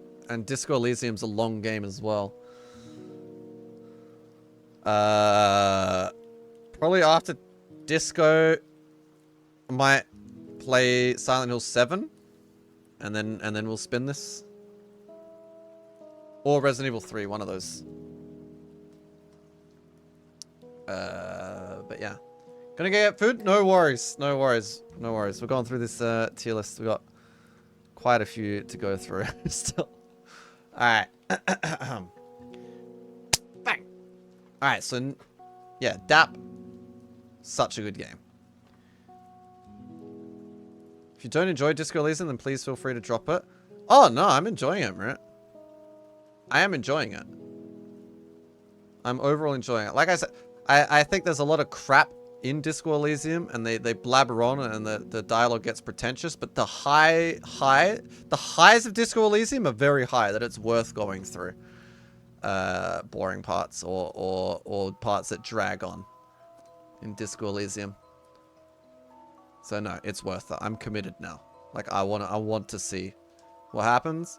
I want to see what happens to Kuno a lot.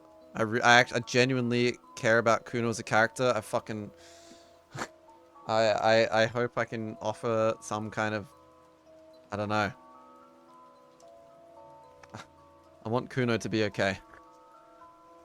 He hates it. He told me he likes Locke's quest away. You mean he's been cancelled? Is that a good thing, Angel? Can't believe his name is Kuno. Yeah, he's a straight up cunt. That's why. Alright, next one. Boom! So next game we played in 2023 was Dejana, which is this claymation looking game that's just really bizarre to look at. It's, I forget the guy who made it, but his art style is really interesting. It looks like claymation and shit at the same time. It's like claymation made out of shit, and it's so visually appealing and interesting. And Dejana is one of his games. I do want to go through more of his games. None of them look as interesting to me as Dejana. So they're not like super high priority. Oh, we did try actually a couple of his games, his browser-based games. But yeah, we'll get through more. Dejana is fucking sick. Dejana is fucking sick. It's like Yume Nikki. It's like its base gameplay is Yume Nikki. It's that random shit's happening. You're walking around just trying to piece stuff together, and like scrap together loose clues that make progress in the game. But yeah, every screen you walk into, there's something interesting to look at, or there's something ugly to look at. Yeah, the music was really interesting, and my favorite audible part of that game is you get this giant mech suit to walk around in.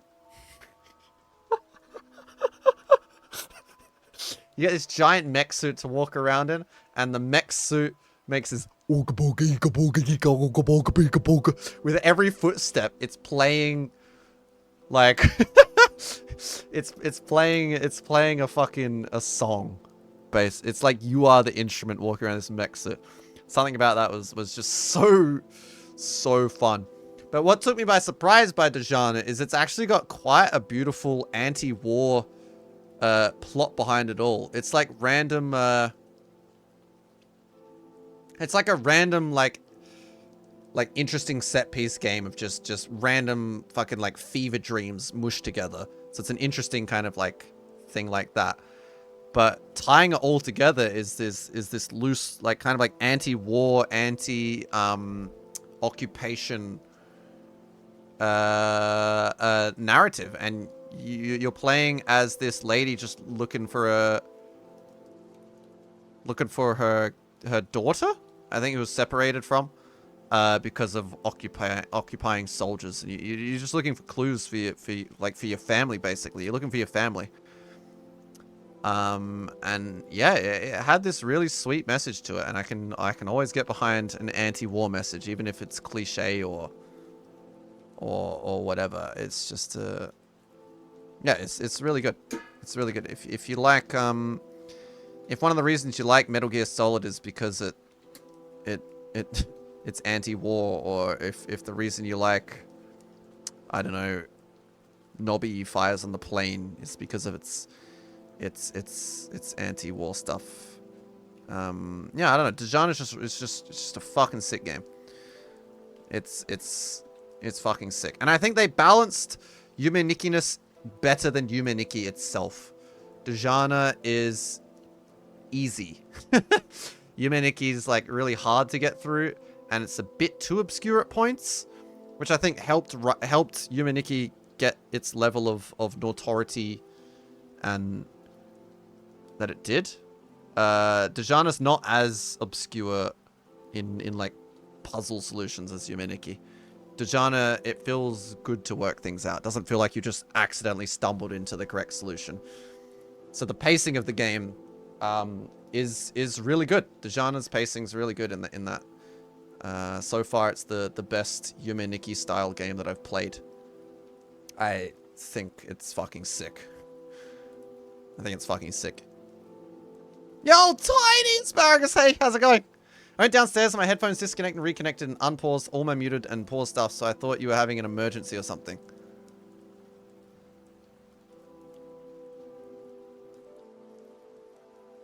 Huh?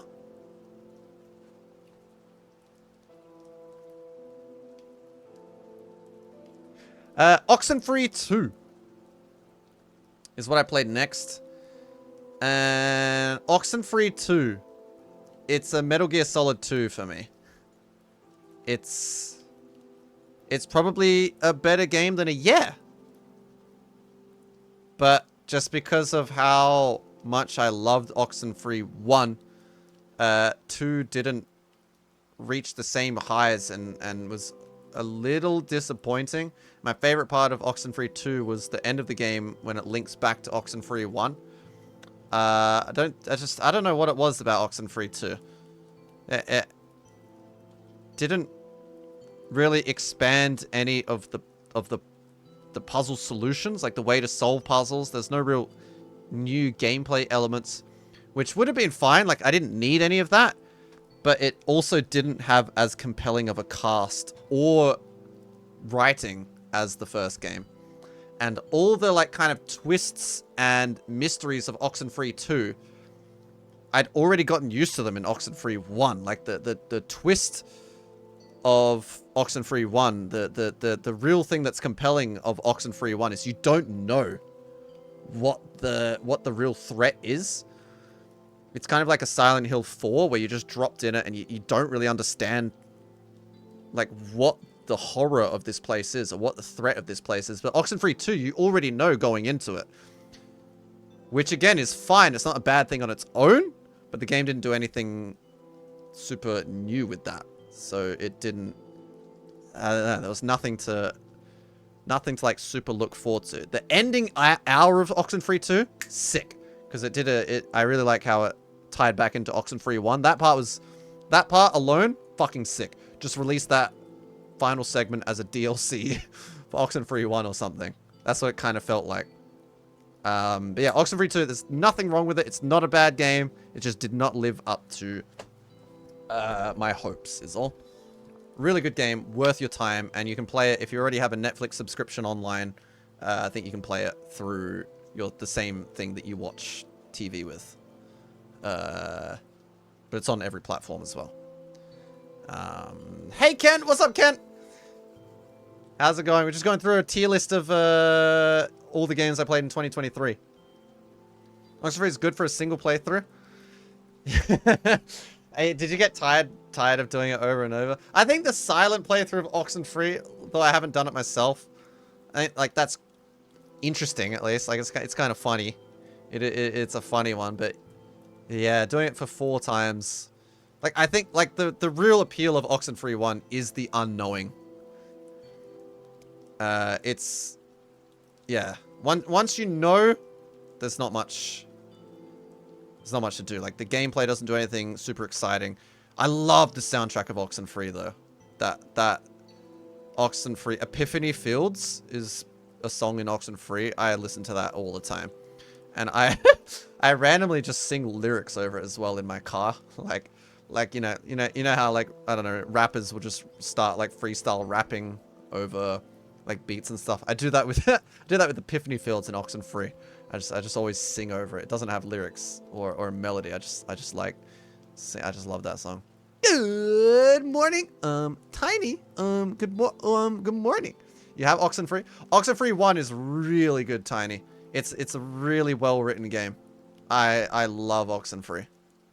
I really adore that game. Arsenal in general, I like Oxenfree. Yeah, 2 as well. Like they yeah. They made more of the same, which is not a bad thing. But yeah, Kent, I hope you're doing tier lists. Ilu's favorite. Dropsy's alright. Dropsy... I feel unfair. I feel unfair. Oh, hey, Emma! Good morning. I feel unfair. It's... I don't think I gave Dropsy a fair shot. I'm not a point and click person. So it's...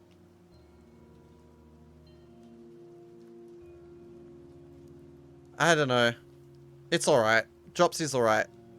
I was never... Not with the I hate Shaky games. Cock. I don't know. I really like the karaoke in Dropsy. Karaoke was awesome. Karaoke was fucking awesome. I really like the main characters, like, expressions, the art in the game. It's so hard to... It's so hard to fault Dropsy. But I don't really remember much from the game except the karaoke. It's fine. It's better than Rambo, probably. Is DS3 on the... Nah, I've never played Dark Souls 3. That's 2. I've never... Yeah, that's 2. I haven't played 3 yet, Tiny, so I don't know yet. Ringlorn Saga? Ringlorn Saga's a yeah. Ringlorn Saga's a yeah. It's got bump combat. It looks cool, it sounds cool, it's really short. Ringlorn Saga's sick. There's not much I can say about it. It's a retro inspired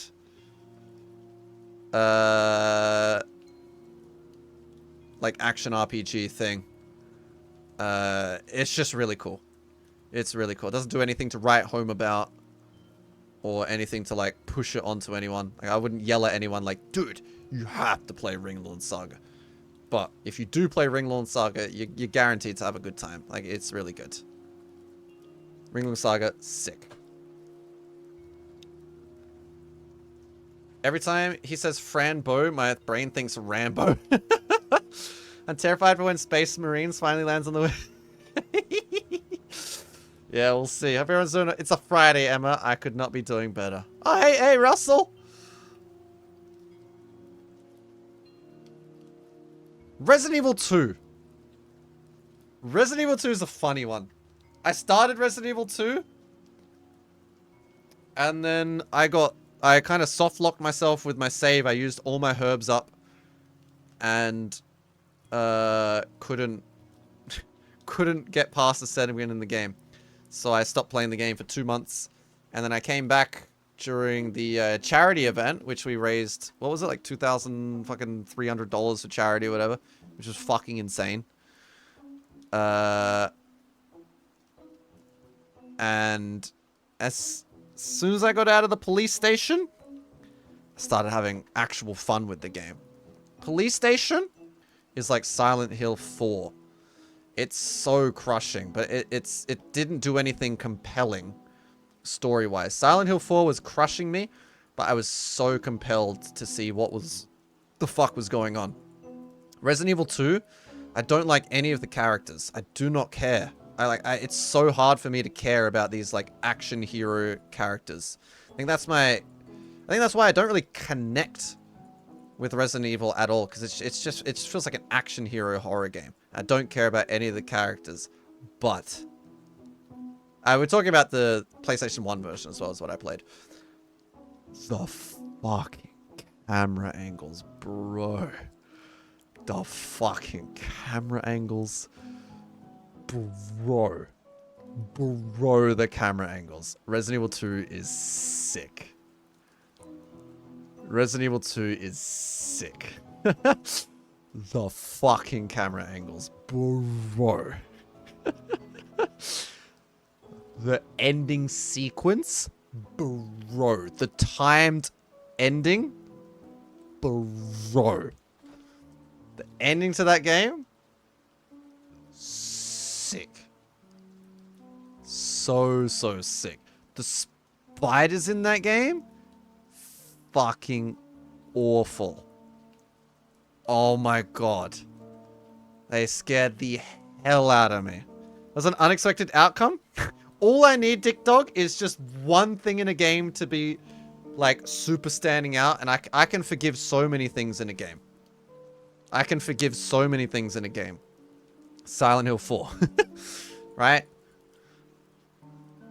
I'll forgive a lot. If it has this magic thing to it. Resident Evil 2 is sick. Love it. Really good. Resident Evil 2 is a great game. Remake as well. I'm scared to play the remake. I'm scared to play all of the remakes. Resident Evil 1 remake was cool. I haven't played Resident Evil 1 OG yet. But, yeah. Watching on mobile, so I can't really see. Oh! Here you go, Tiny. And your boy. So far, I'm fucking sick. We've got Shadow of Cocklossus, or Shadow of Mim's Penis, as your boy calls it. Silent Hill 4, Silent Hill 3, Demon's Souls, Metal Gear Solid 3, Dark Souls 2. Ooh, dap dap. Gonna go? No worries, you got work. You're off to work. Starting later, 8, 9, 10. Wait, no, it's 12. No, you're off. Dejana. Fucking sick. Then we've got sick. We got Trip World, Bloodborne, East or okay, it's doing this weird thing. East Origin, Gravity Rush, Returnal, Momodora, Reverie Under the Moonlight, Resident Evil 1 OG, Sally Face, Russell's back in person already? What the hell? Silent Hill Origins, Iconoclasts, and Resident Evil 2. Yo, Locks got sick! They have Metal Gear Solid 2, Castlevania, East 4, Master of the Sun, A New Theory, Artful Escape, Teacup, Ratchet & Clank Rift Apart, Hat in Time, and Oxenfree 2, and Ringlorn Saga, all yeah! Close Me, East 5, Metroid Prime, The Forest Cathedral, Zelda Tears of the Kingdom, and Dropsy and Franbo are alright. And then in Nah, we've got Assassin's Creed and Spider-Man. Bang. And next is East 3 on the Super Nintendo. Yeah, it's just games I played in 2023. East 3 on the Super Nintendo. Where'd it go? Oh, there it is. East 3 on the Super Nintendo. Now, this is probably the hardest game to score. Because I had such a fun time playing this game. I had such a fun time watching Fox play this game. It is objectively the worst version of this game that exists.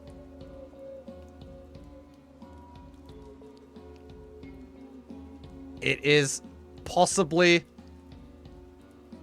the worst East game. Like it's in the lower tier of East games. Like you've got the upper echelon of East, like 1, 2, 6, Origin, Felghana.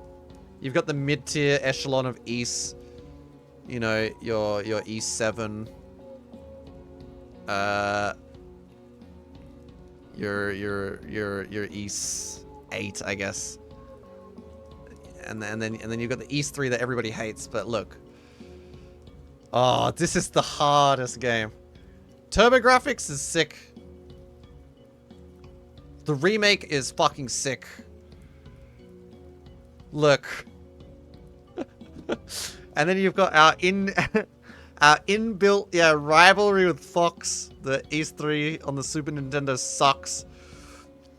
But I have had nothing but fun with this game.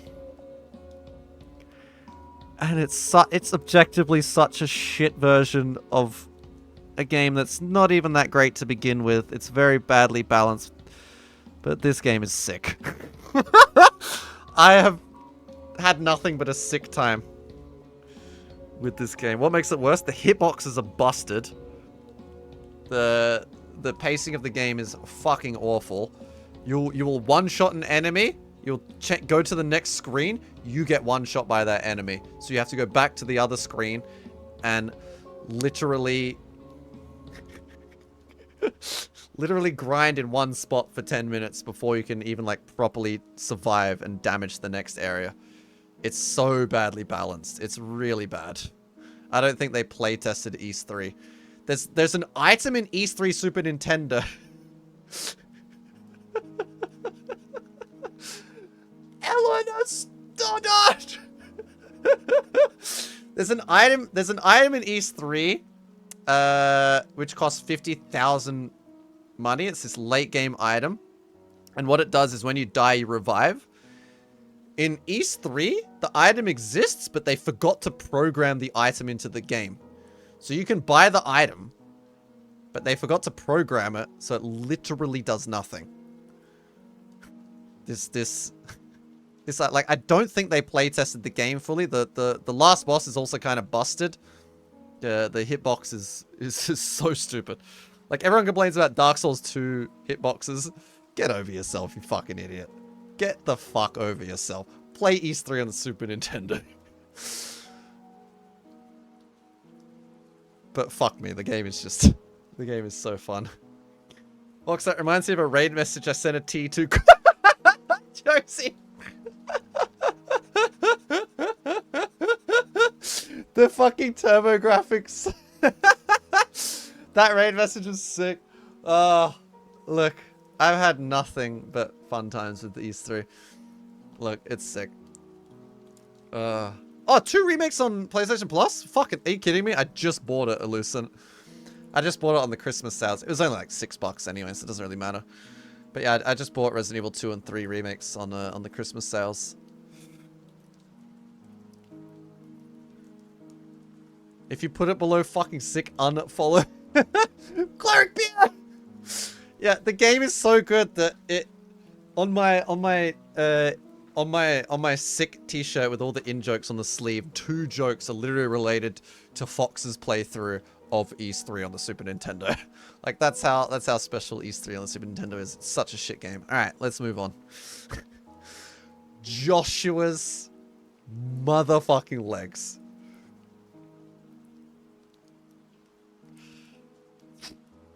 So this is a Metroidvania. Think Quap, but you're a spider. You're a spider with 2 legs, and you move each leg individually to each other. Your left leg is your left stick, and your right leg is your right stick, and you have full movement over these spider legs. And it's a physics-based platformer with Metroidvania elements. And then once you finish the Metroidvania segment of the game, it turns into... I think Trigger Fire's down. None of the redeems are working, so eat shit, idiots. Once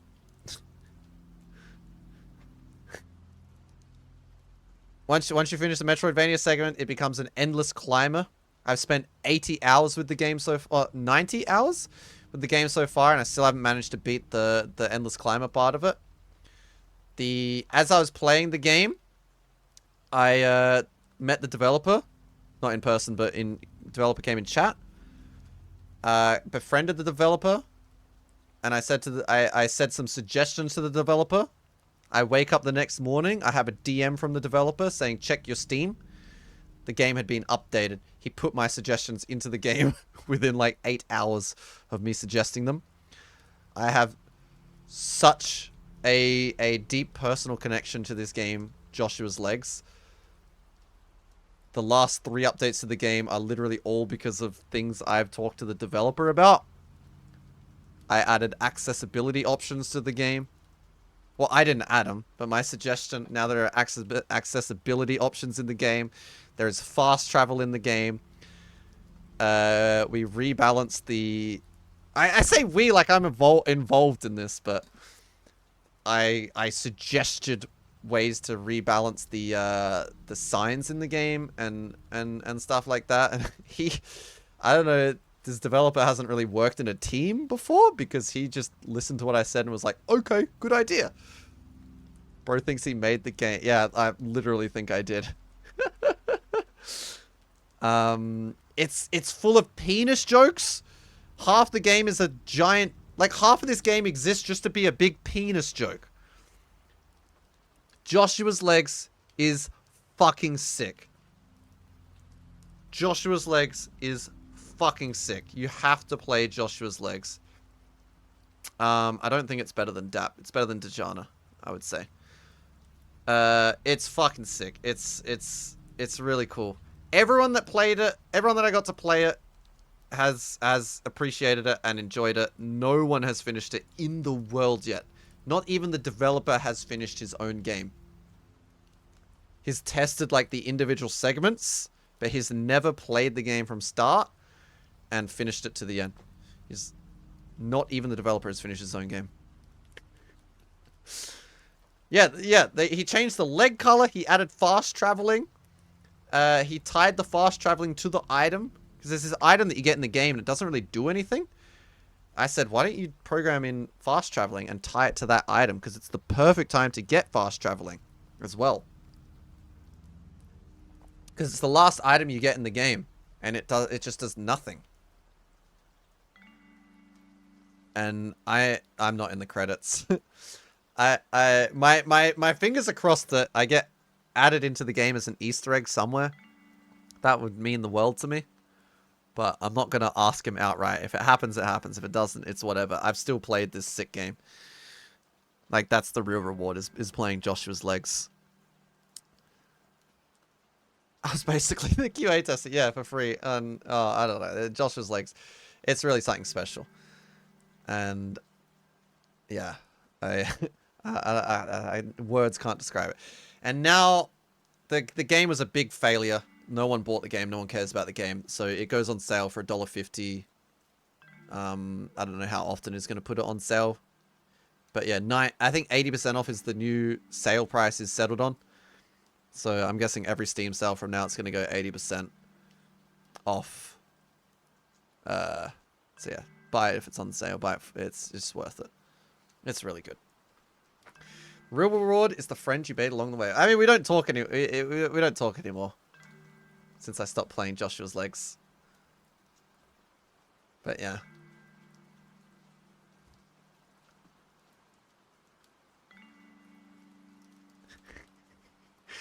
We go from the highest of highs to the lockiest of quests. Locke's quest is straight up in nah. It's straight up nah. The one redeeming quality of Locke's quest is the pixel art. The pixel art is faultless. The game looks really good. I really like the art direction of the game. But it is just like, it's just like good pixel art. It's not outstanding. So it doesn't carry the game through its enormous amount of flaws. It's a tower defense game where you have literally zero information about the towers you are building. You don't know their range. You don't know their damage. You don't know where enemies are going to come from. You roughly do know where enemies are going to come from. They're going to come from the edges of the screen. You can upgrade your towers. You can build towers that upgrade towers in an AoE. The game never tells you the range that tower is going to upgrade other towers. It's like, I don't know. It's like playing, it's like opening up, I don't know, what's your favorite tower defense? Bloons is probably the one that most people have played. Imagine playing Bloons, but the only way to play it is to just close your eyes every round that you're buying things. That's Locke's quest. That's not fun. That's not fun. The fun in Bloons, the fun in tower defense is the strategy behind it. Okay, no strategy. I get why your boy likes it, because he also likes Crash Bandicoot.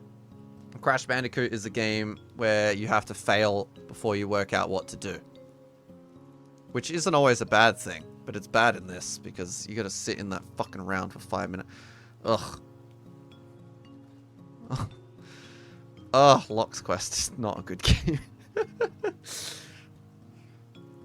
There's some cool ideas in Locke's Quest. And then oh, don't get me started on the story. The story is so ridiculous. The story is one of the stupidest things I've sat through. Which ended up being some of the entertainment of the game because it was so ridiculous. Like, you're literally... you literally just go from one level into the next and you just start murdering humans. The whole game you're like versing robots. You're on the human, you're like helping humans murder robots. And then the next level you're just murdering all the humans. You've just turned on them. They're just like, I don't know if we trust you, Locke. And he goes, you don't trust me? Murder everyone. 3 levels later, you're on the humans team again. No one fucking cares. 3 levels later, you're on the robots team again. It just goes back and forth. The twist in the game is so silly. And then it does another twist, which is even sillier. Also, hey, Prador. What's up, lovely? Sorry, I didn't say hi earlier. And Mr. Sember. I've acknowledged your comments, but I haven't actually said hi. Hi, Mr. Sember. A series of betrayal. It's just betrayal after betrayal. Such a wild game. And it doesn't help that the PlayStation port of it is also shit. Next up, we have, oh god. What a dark time this was. Locke's Quest. I played like such a bad game that I wanted to try to get a game that's worse than Locke's Quest. Unfortunately, I didn't find it. But we did find Tomb Raider 2013, which is also, nah. I'm not going to say much about Tomb Raider. Tomb Raider is weirdly disgusting. I felt like uncomfortable playing Tomb Raider. It feels like a really misogynistic game in not a fun way. Not that misogynism is fun. Sorry, misogyny is fun. I don't understand.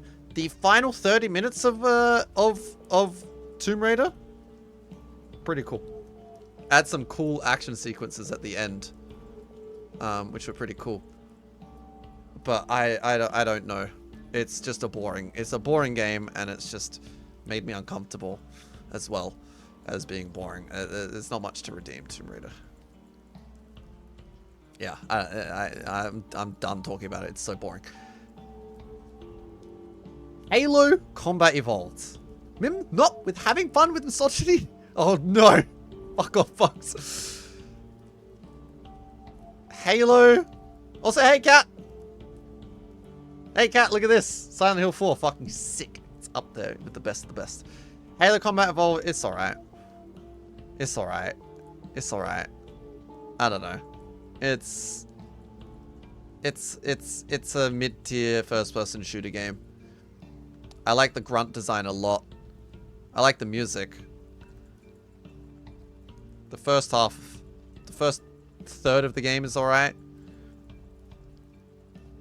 The last 2/3 of the game is whatever. I don't know. Halo, it's fine. It's fine. Whatever, who cares? The Quiet Man. The Quiet Man. Alright. Jackson, you guys, girls don't fart. Oh my god, cats. Oh. Yeah, Cat Fox did a fart yesterday and it was not good. It was not good. It was not good. Here, we'll bring it up now. I'll bring it up for you, Cat.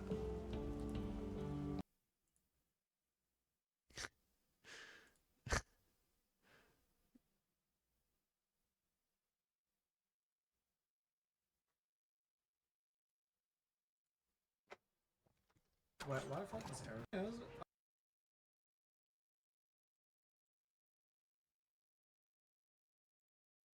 Alright, here we go. It's something like a stupid one. Let me just fart, guys. Hold up. Mim not with the stinky fart cock. Did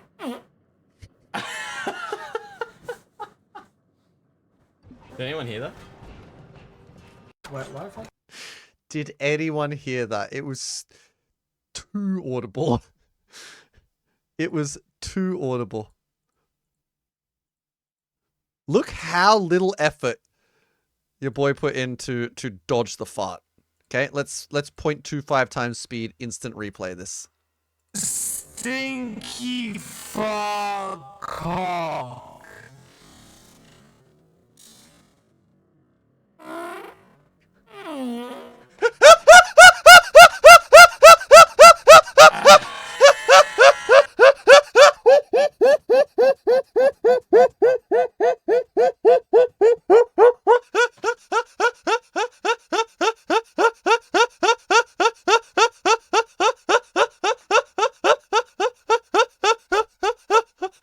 Hey kids.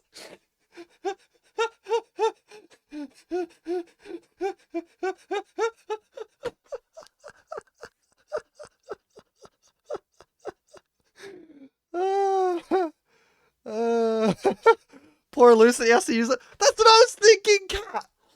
Like fart particles. Just straight up in the mic now. Oh. Oh my god. Ooh.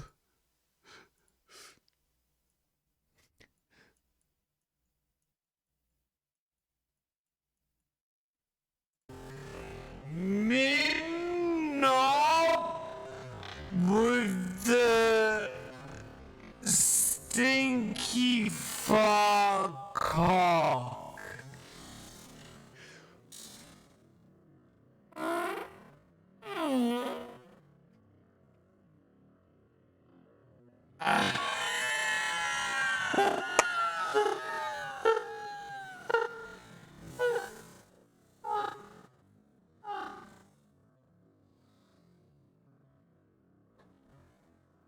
Look how proud he is. Anyone hear that? Look how proud he is. Look at that fucking shit-eating grin. Look at that shit-eating grin. He is so proud.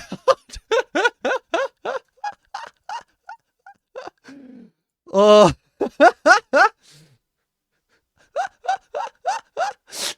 Neither has anyone.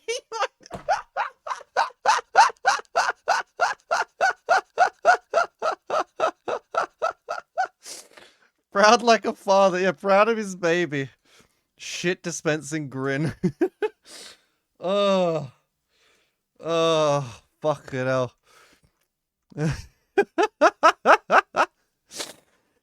Oh. God. Oh. Oh. Read your comment. I have a lot of respect for a no drama person. You'll always have a homie with me. Hmm? What comment? I gotta turn my PC on again. I need this recorded. Fuck, I'm drinking. Now cats infect you with little bugs, etc. Fox just did that to Lewison. Wait, what would? Stinky, farty cock. I nearly choked. Poor Lucen. I read that one. Can I just say I appreciate you three boys. You're all super friendly to me. Oh, I love you, Cat. Yeah, we love you, Cat. Cat, you're the best. Yeah, Cat. Yeah, yeah, we love you, Cat. If only we had a particle microscope and we could see them fly into your boy's open mouth. How breathy. You could hear how breathy your boy's laugh was as well.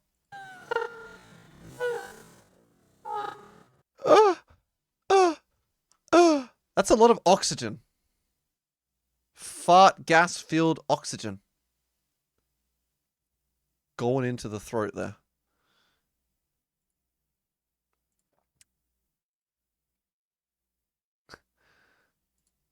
A lot of pooticles, yeah. Redeemed personal sound command, stinky fart cock in slow motion. All right, Prador, you got it. You got it. You know he's tasting it? Yeah, well, yeah, he did comment on that. I love the slow-mo, adds like 2 extra chromosomes.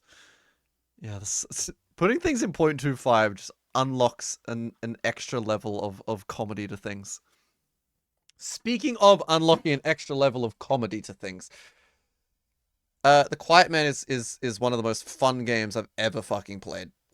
The Quiet Man is such a bad, bad game. And it is fucking sick. It is sick. It is so... Quiet Man playthrough is hilarious. Weed jacket guy. Fucking getting stuck in the freezer. Just every single part of the audible playthrough was like gut-wrenching funny. It's such a shit fest of a game. And it's short. It's oh my god. Published by Square, yeah. Oh. Oh, Quiet Man is really something special. Oh, was this your boy's favorite moment of the Quiet Man? Oh, fuck! Phase 3 fight! Who said Phase 2 fight? You're wrong. Phase 3.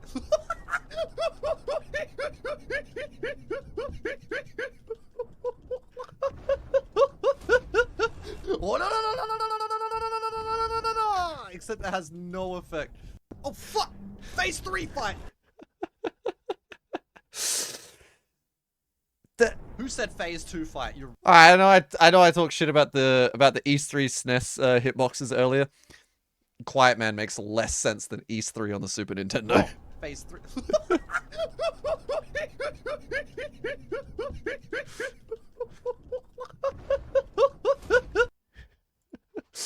My favorite moment.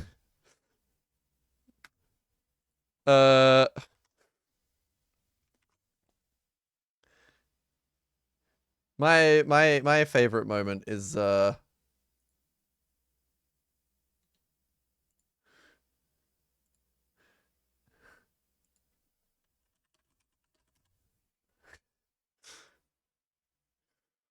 god, which one? There's a lot that you need the context of the game to be funny. I think Can't Hear You, Mate. This is one of my favorite moments, but without context it's not as funny.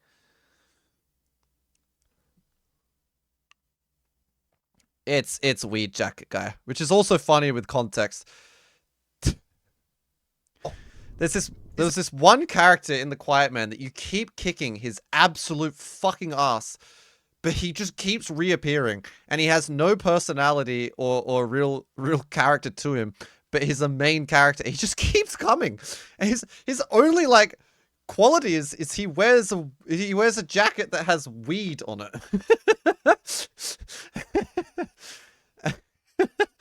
And it's just this moment. Oh, is it Weed Jacket Guy? Fuck off, it's Weed Jacket Guy. Oh, it's not. Okay, just random thugs.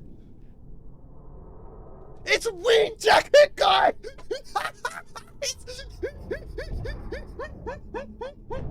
Oh my god, mummy combat.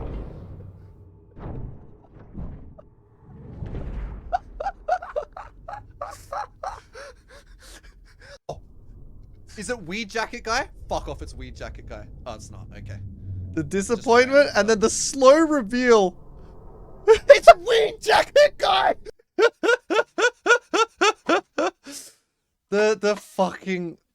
Him popping out behind the main character's head. The freezer. The freezer was pretty good. Chill out, Dane, Dad.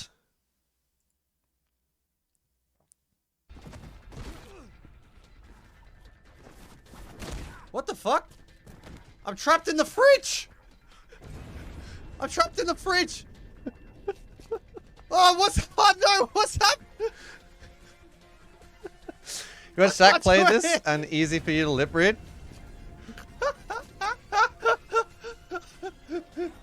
Chill out, Dane, quit that. I can't do anything. I think I stayed in the freezer for like 5 minutes before trying to reload the save. There was the whole game was just so fun. Oh, this is another good one. This would be messed up hit list. There's so many enemies. Did he just hit his friend over the head with a baseball bat? Was there friendly fire in this? Because that made an audible clonk, but my controller didn't vibrate. Look at this NPC. Absolutely fucking clonk. Look at Mum's face overlaying as well during the combat. Oh my god. Those kinds of scenes are hilarious. Listen to this. If you've played this game or you've seen it just the silent playthrough, you have to play through it a second time to get the audio because it gets worse in the best way possible. You get to hear the clock. Look at this. Wait, where is it? Right, there he is. It's this character here. Ready? Fucking donk!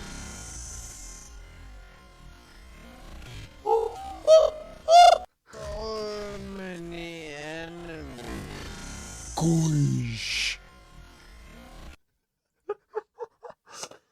I can't believe how badly this game was made and how you can't, like, punch anything. Nothing had a hitbox.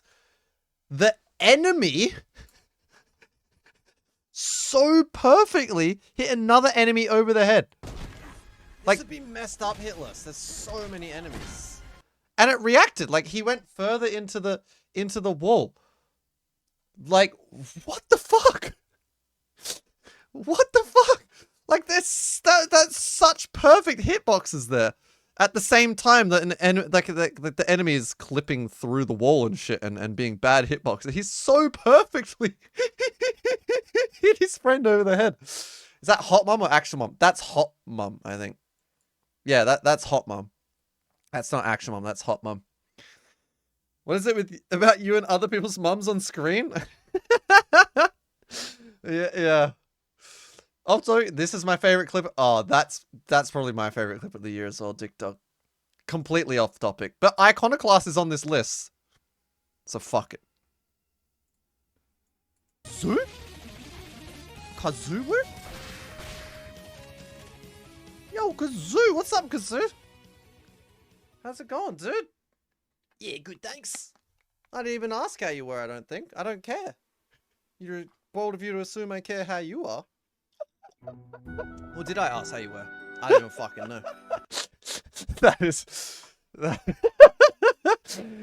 that's probably one of my favorites as well. You got weirdly filtered out there, Ferric. The auto mod was weird on that one. Like girl was a unpermitted term there, Ferric. Weird. We're not clip tier list? Oh, we're getting into a different category. This is taking so much longer than I thought it would. Who followed then? Thanks, welcome to the shit show. Oh, the followers in the clip, never mind. It's just a 2023 recap. Yeah, I guess it is. Yeah. But yeah, The Quiet Man, absolute pleasure. If you missed my playthrough, play it for yourself, especially if you are a streamer yourself. If you want a party game to play, The Quiet Man is non-stop fun. If you have a compelling personality, if you're funny, The Quiet Man is a comedic fucking playground. There's so much you can have. There's so much you can do with that game. There's so much fun you can have with that game. Even if you have seen the playthrough, like, it's play that game with someone. Don't play that game on your own is what I'm saying. Share it on Discord with a friend or something. That game is a comedic fucking playground. It's so good. Your hair looks so different in that clip. I look like a baby in that clip? Were you saying I look old now? It was like, it was only like 6 months ago. I like the story concept, but not played well for the deaf person. Yeah, Flaria. Like, I think after finishing Quiet Man Flaria, I blabbered for about an hour and a half about my actual thoughts about that game. I do have genuine thoughts about that game. and most of them are negative. But I do really think that they there is some part of that. I got so old in 6 months. Yeah, there's some part of that game that is genuinely really interesting. But it's what a game. What a game. Clonked with the loudest audible G. That was a clong. Ah.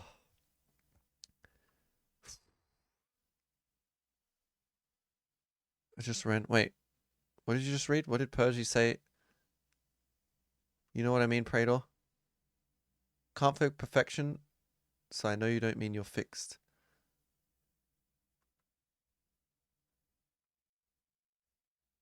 Fixed. Oh, did you gift him for the fucking Arnold shake? I got you. Okay. Quick side note: have a cheeky look in Fox's Discord in lounge room.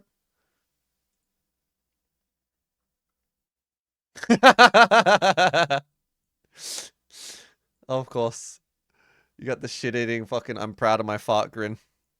The Polish smile becomes an Aussie smile when a fart is involved. I aged a lot in during your first 2 years of real estate. I shouldn't have aged at all because I've been so happy. I've had 2021 was when I was like stressed and should have aged a bunch. No. Quiet Man's a masterpiece. All right, next game is Lucius. This game is a straight up nah. This game is not what I thought it was. I dropped this game. This game's not for me. I don't care. There's nothing to talk about. I don't care. Next game is Tsugu no Hi. This game this is another one that's hard to rank.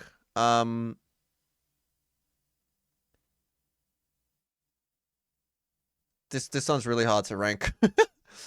It's like internet culturally very important game.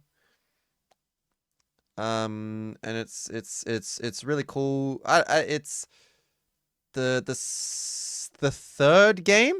I think it's the third one, the one where you play as a little kid. That alone is fucking sick. I genuinely loved that. The thing with Tsugu no Hi is there's like 12 games, and some are just joke game. This is really hard to rank.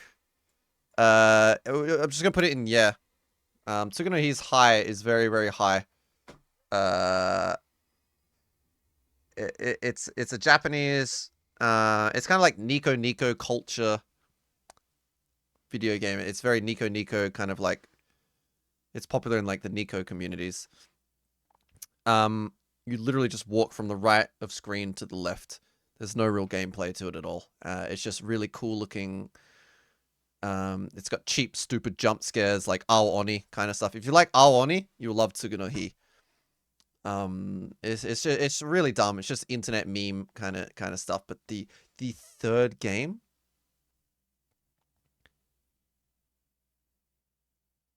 so cool. The following day, yeah, that's what it is. You play through, yeah, you just play through a week, and each day you get more and more fucked up, and then you pretty much just die. Where's East for SNES? Better be an S tier or Fox will fart in us all. It's up here. It's in sick. It's up here, Fez. I shit on it. I spent 5 minutes saying how shit it was, and then I dropped it in sick. Because it's... it's personally just such a funny game. It's such a bad game, but it's sick.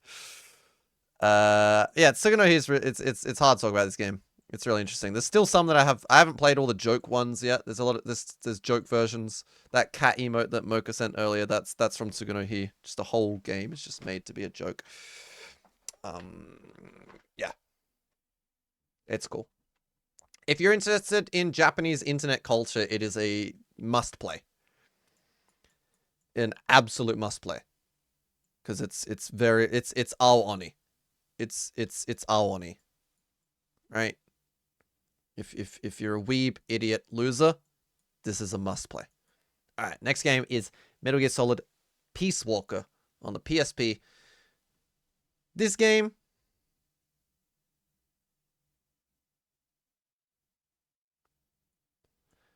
is a bunch of bite-sized missions because it's made for portable pick-up, put-down gameplay. My favorite thing about Metal Gear Solid is... I don't even know what my favorite thing about Metal Gear Solid is. Every game has done something different that stands out a lot to me.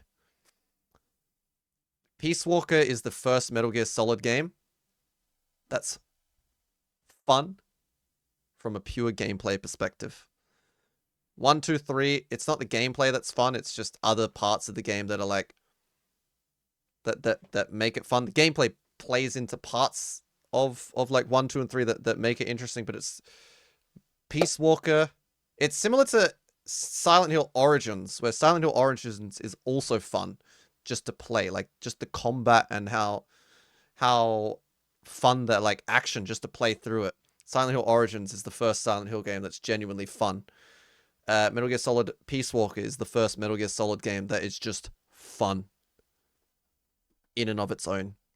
Even if the game didn't have interesting plot behind it and art style, it's just fun gameplay. Metal Gear Solid Peace Walker is sick.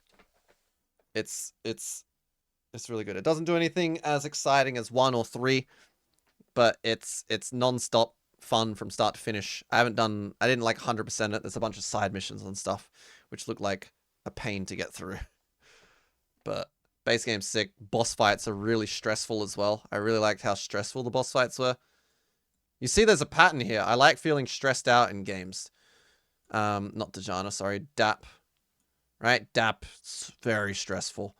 Metal Gear Solid 3 had some stressful moments. Shadow of the Colossus was very stressful, and then it went peaceful. Oh, the pacing of Shadow of the Colossus is sick. Silent Hill 4, very stressful. Peace Walker, stressful boss fights in a really fun way. Good game. Ys 5, Lost Kefin, Kingdom of Sand on the PlayStation 2 is the worst Ys game ever conceived and made. It is crap. This goes straight into nah. It's bad from start to finish. I don't like it. It's bad. Yet I still had some fun with the game. It's too long. The dungeons are so crap. There's like 5 escort missions in a dungeon. One dungeon was so crap that I spent so long in it. I got so lost. So I got out my notepad and I tried to map out the entire dungeon and I fucked it up. And then Fox watched a YouTube playthrough of Ys 5. Got out his own notepad. Drew a map of the game in his notepad while I was streaming.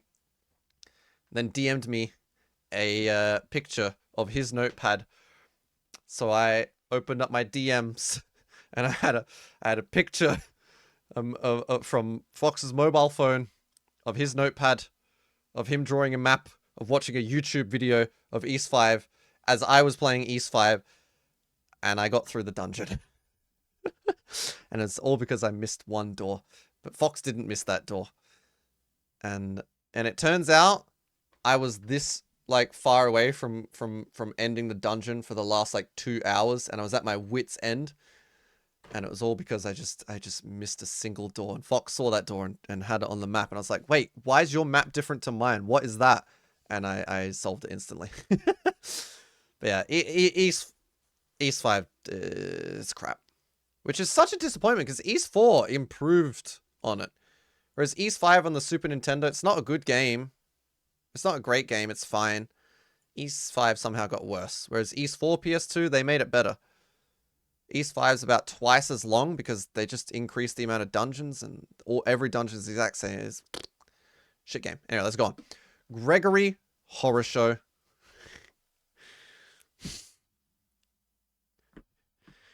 Gregory Horror Show. Gregory Horror Show.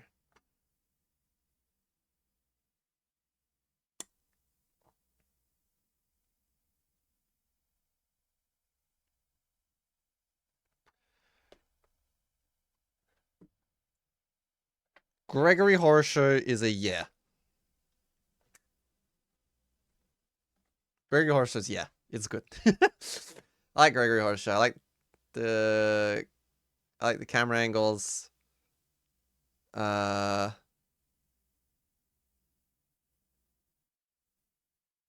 was very stressful as well. It had some very funny moments. Judgment! And stuff like that. Had some very funny moments. I really enjoyed, I think, like, after beating it retrospectively, similar to Resident Evil 2 and stuff, I really enjoyed how stressed I was from that fucking nurse. Like, the game did a good job at making me feel stressed out. That fucking nurse. Like, I remember opening the door and the nurse was like right there and I just fucking squealed. Like, I was terrified of that nurse. Not because the game was scary, just because I didn't want to play the game any longer than I had to. And I kind of had a lot of fun with that. Oh my god. Yeah, Gregory Osha is good. It's hard to flaw the game. I think it's a little too point and clicky for me.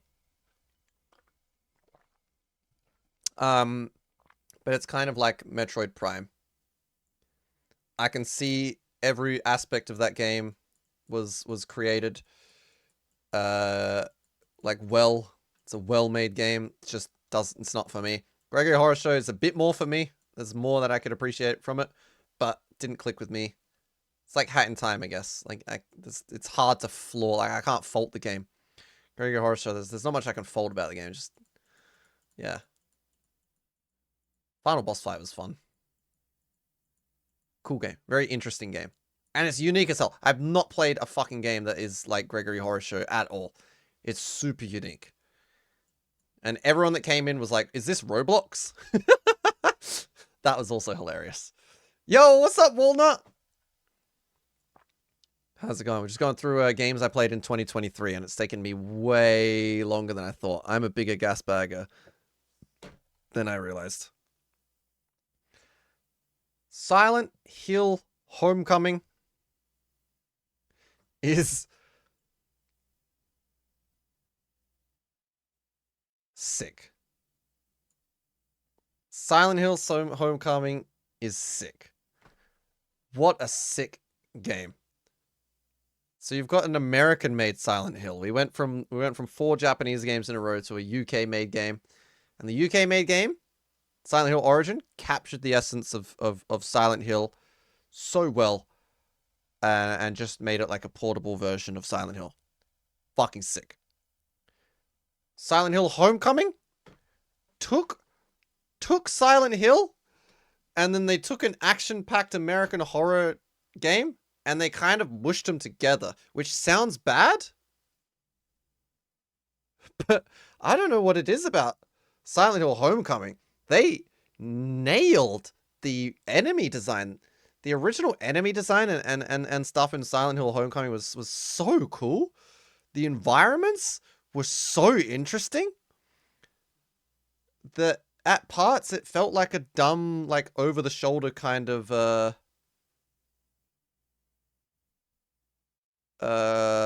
like run of the mill Hollywood action game, but I don't know. I really loved Homecoming. It was really, really so much better than I thought it was going to be. And the story was really interesting as well. Oh, it was sick. Silent Hill Homecoming is sick. I didn't think I was going to enjoy it nearly as much as I did. Silent Hill Homecoming is sick. Is this Roblox shit? Yeah. Everyone thought Gregory Horror Show was fucking Roblox. You need to give your boy that community patch if he plays PC Homecoming. Your Homecoming was fixed very well. Vanilla PC. Yeah, I've heard that. Yeah. Yeah. Yeah, I will. I forgot who gave me the Homecoming patch. It's probably Mocha. It's safe to assume it was Mocha. Yeah, Homecoming's sick. Really good game. Next one is No Sun to Worship. This game was gorgeous. This game was so visually appealing to me. It was really difficult, but it was really short as well. There's a hard mode that I didn't do, or haven't done yet. Basically, it's a Splinter Cell style game. It's Splinter Cell. Yeah, it's indie Splinter Cell. It looks beautiful. It's plays really fun. This game is sick. If you like Splinter Cell, if you like Metal Gear Solid 1, give this game a go. It's really cheap. You can finish it in like 3-4 hours. It's really, really cool. And then just a straight up follow up with that is The Chameleon, made by the same person.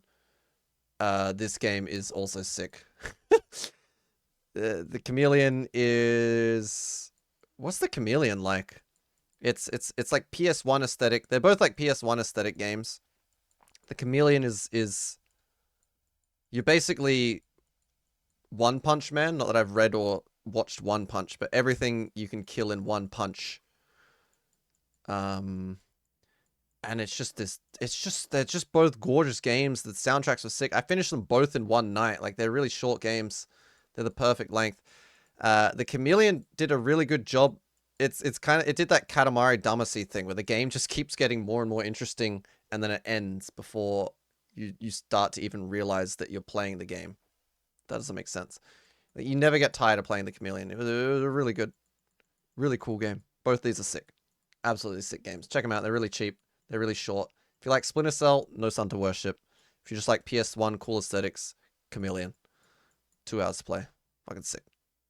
It's so good, it feels like you never played it at all. Yeah, I didn't mean that. That's not what I meant. Yo, what's up, Crystal? Good to see Dark Souls games are ranked high. I mean, yeah, it's hard to fault them. It's hard to fault them. But yeah, I'm just going through games I played in 2023. What's up, Crystal? Now we've got Ys 3 on the Famicom. I won't bore you all. Ys 3, look, it's better than the Super Nintendo version to play. I love that this game exists. They released it on the Famicom, the Nintendo Entertainment System, after the Super Nintendo, after the TurboGrafx, after the Genesis version. Ys 3 came out on modern consoles, every single modern console, and then a year later, they released it on the Famicom, the console from 10 years ago. Why the fuck? Who the fuck? What the fuck? Ys's fan base, 1 and 2, they grew up PC gaming. They were PC88 or Sharp, X1, FM7. They're PC. Their whole fan base was on PC. When they moved to Super Nintendo, no one cared nearly as much. So they released it on the Nintendo like 3 years after? No idea why they did this. That fact alone makes the game sick. Not gonna lie, I thought Ys was gonna go S tier. Oh nah, there's only probably 2 games I would put in fucking sick. As much as I love Ys, yeah. One lie. Yeah, I don't know, Ys 3 is now sick. Hi Knersen though. Hi Knersi. What's up? What's up? Weird flex, but okay. 20 stream streak. Walnut with the 5 stream streak. Oh, yeah, you having fun here, Walnut? You enjoying your time? If you don't write a book about Ys and the devs while you live in Japan, I might poop on you like Marty just did. Thanks, Marty. Oh, Marty's here. Sorry, Marty. Hey, Marty. Hey, Marty. Sorry, I'm gas bagging so much I don't even see some of you. Dark Souls 2 is sick. It is, Marty. Dark Souls 2 is really, really sick. Hi again, Mim. Hi again, S. Your boy is right. You're a good... I'm a good chatter, am I? Or a gas bagger? I hope I'm a good chatter. I hope this is so self-indulgent for me right now. The fact that anyone is here is amazing to me. The fact that anyone finds enjoyment out of this is amazing to me. Next up is Near Replicant.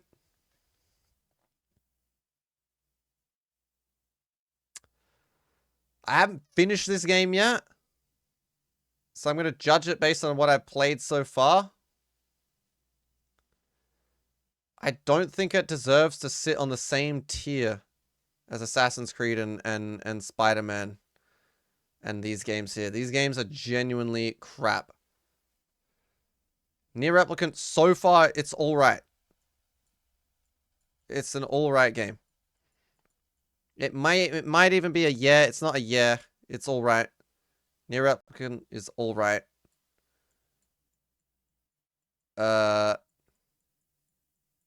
Yeah, it's alright. You were here 3 hours ago too? And I'm still doing the exact same thing, Kinersi. I'm still doing the exact same thing. Oh, you were? You said good morning and mom. Oh, so you went back to sleep? I'm glad you got some more sleep. I'm glad you got more sleep. Thought you loved Kine. The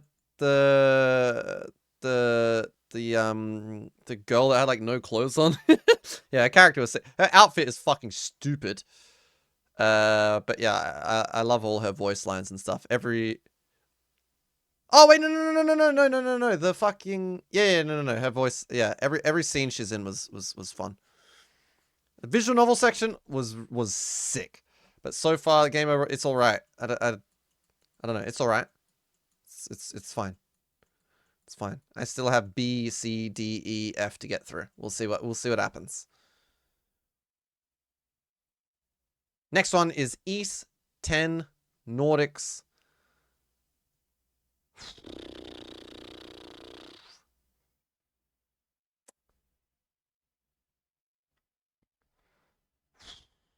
It's all right. It's all right. I don't want to talk about it.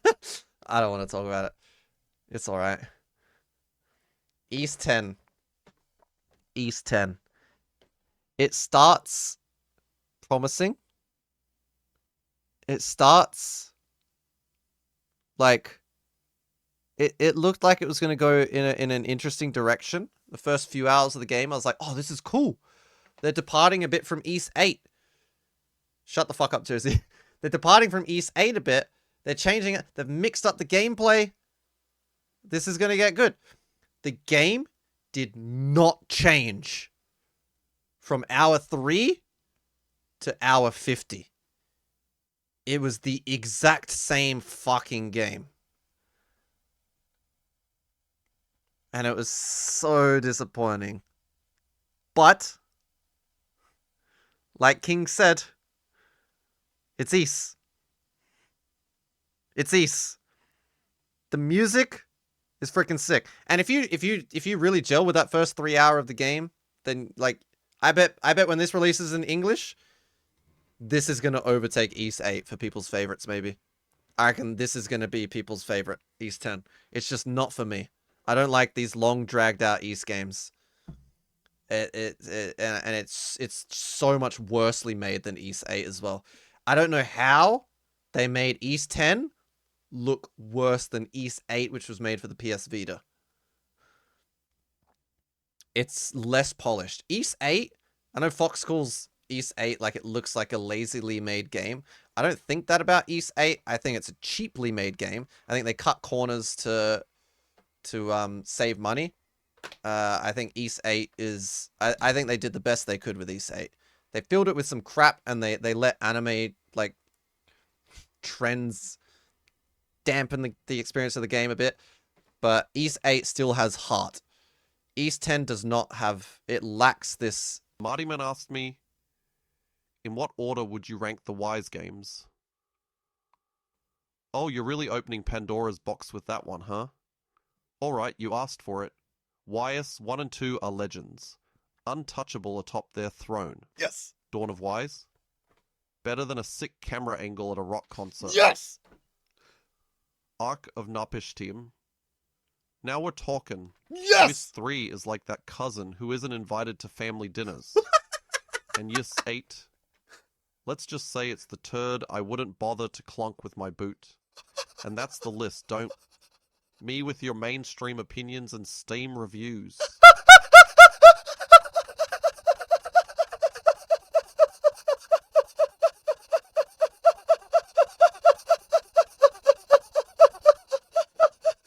What the fuck? That was insane! That was insane! What data did you train this AI with? Literally, the East 8 one I set up. The East 8 one I set up. All I put is, like, it makes you list your dislikes, and I put East 8 as a dislike, and that is it. That's it. The the rest it's just learnt from other redeems and stuff like that, I guess. What about East 4 to 7? 4 is Dawn of East. 4's Dawn of East. 4's Dawn of East, and it loved that one. Holy shit. Holy shit. Thanks, Marty Man, as well. Is this a redeem? Yeah, Walnut. It's Tangier. If you're on web, there's like a little button here. It costs bits. But yeah, there's an AI version of Mimnop. Oh, you did it with a Steam Deck? Well done, Appa. Well done. Welcome to university classes again. Yeah, it's a little little AI mim. Just had to do that one after you went off on East 10. That was nuts. Played a bit of Hyper Demon too? Of course you did. Lucian's still bitter about Lock's Quest on nah. What's the SNES game in sick tier? East 3. And East 3 is literally, yeah, it is like that awkward cousin that you wouldn't invite to Christmas dinner. That's an accurate description of East 3. Yeah, that's a hard game to recommend. Sorry, Percy, it died. Triggerfire died. I'll try to refresh it again.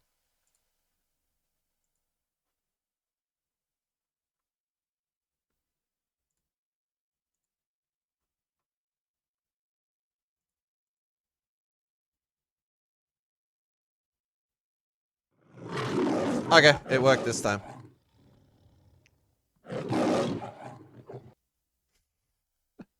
I'll refund all points after stream and stuff. Pretty good way to use bits. Bang for the bucks. Yeah, that's a good one. Where was I? Yeah, East 10. Yeah, at the end of the day, it's still East, and the soundtrack is absolutely banging. People hate on the current music producer for Falcom. I don't understand it. The soundtrack's really interesting. It's really good. There's some really good new songs on it. It's still Dogi. It's still East. It's still button mashing, fast-paced fun. It's fine. It's just, this is the first East game I've played that actually, like, I sense laziness in it. It's cut corners in a bad way. They didn't have the technical limitations so much this time around. They had a bigger budget for this one as well, but they wasted it all in marketing instead of thing. I don't care that it looks bad. I don't care that it looks outdated. I expect Falcom games to look like a game from the previous generation. This looks like a game from 2 generations ago. And not in a cool way. Not like in an E7 way. It just looks like they just, I don't know. They just rushed or got lazy with it. Praetor asked me, saddest thing hey, about the Meambot, game. Yeah, they put more what focus did on you trail. think That's of what it Cry feels of like, Fear King, when honestly. you played it this year? Cry of Fear, huh? It's like if Silent Hill 4 got drunk and stumbled into a mod party for Half-Life. It's rough around the edges, Definitely. but damn if it doesn't have that sick atmosphere I crave. Oh, yeah. And those camera angles, sometimes as janky as Iggy's Wreckin' Balls. But when they hit with that audible schlonk.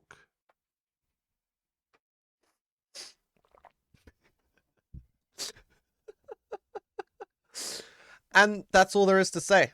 That's all there is to say. I think Cry of Fear goes into fucking sick. Yeah. Fucking sick. Cry of Fear is fucking sick. It's, it's, I adore Cry of Fear. Really, really good.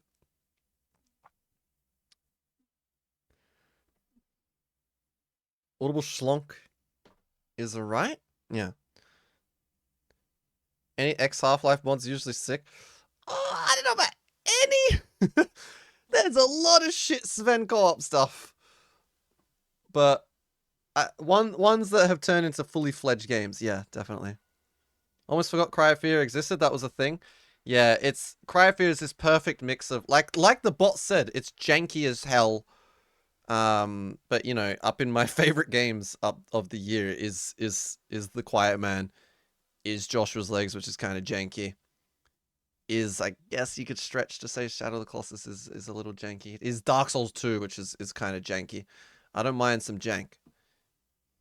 Cry of Fear is wonderful. Yeah, it's Swedish. It's set in, well, I don't know if it's Swedish made, but it's set in Sweden.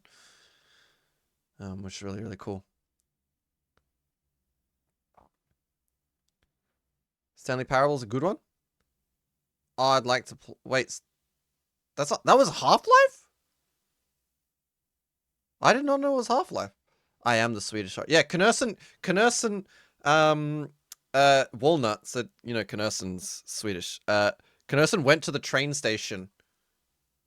Well, Knursen, like, travels through the train station for work sometimes or whatever when she goes down to the city.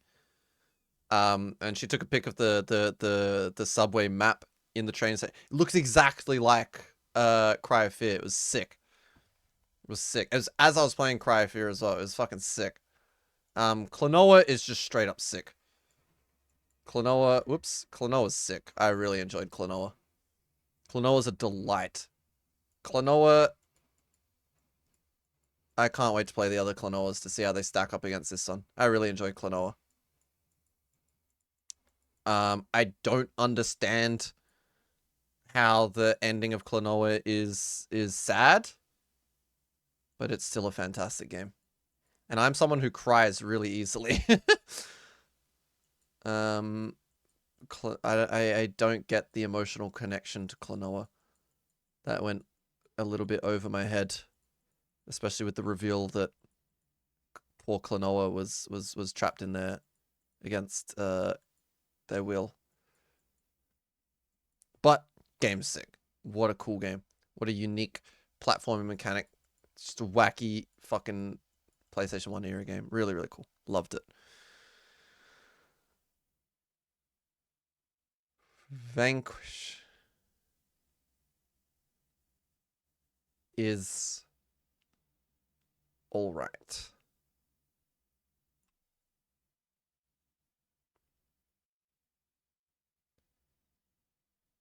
It just plays out like a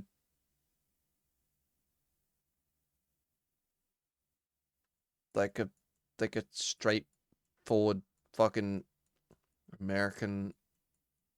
I don't know. But I'm not a big third person shooter person to begin with. I don't know. It was alright. It's cool. It's definitely, it's like it's well made. It's kind of like a Metroid Prime for me, I think. It's similar to Metroid Prime. I can see the merit in Vanquish. It's a very gameplay centric game. Just didn't click with the gameplay, and there's nothing else to that game. Level design is not that interesting. The enemies are, but you're fucking shooting the same fucking enemies over and over and over again, just like Metroid Prime. Music is sick. Music is sick. Stories, who cares? It had an interesting twist, actually. I did appreciate the twist, actually, in the story. And there was some funny characters as well. And, oh, what did that fucking guy say on the elevator? What that guy said on the elevator might even just push it up into, yeah. What did he say? Glubbity glob bitches? What was, what did he say? What did he say? Glug glug bitches. That was so fucking funny. That was so funny.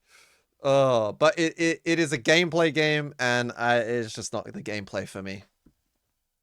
It's very much Metroid Prime. There's not much I can fault the game for. It seemed to do exactly what it tried to do, and maybe even better than it tried to do. I just don't care. The only Swedish horror is the fact Knersen hasn't flown to Australia to give pre-erection a kiss. If I was rich, I would have paid their ages. Laz would say that it's a translation error, but glug glug is the The Marty superior... Man asked me, The English version. why is the ending to Klonoa 1 sad? Oh, the ending of Klonoa 1 I might hits put it in you yeah, like actually. an audible clonk right in the feels, doesn't it?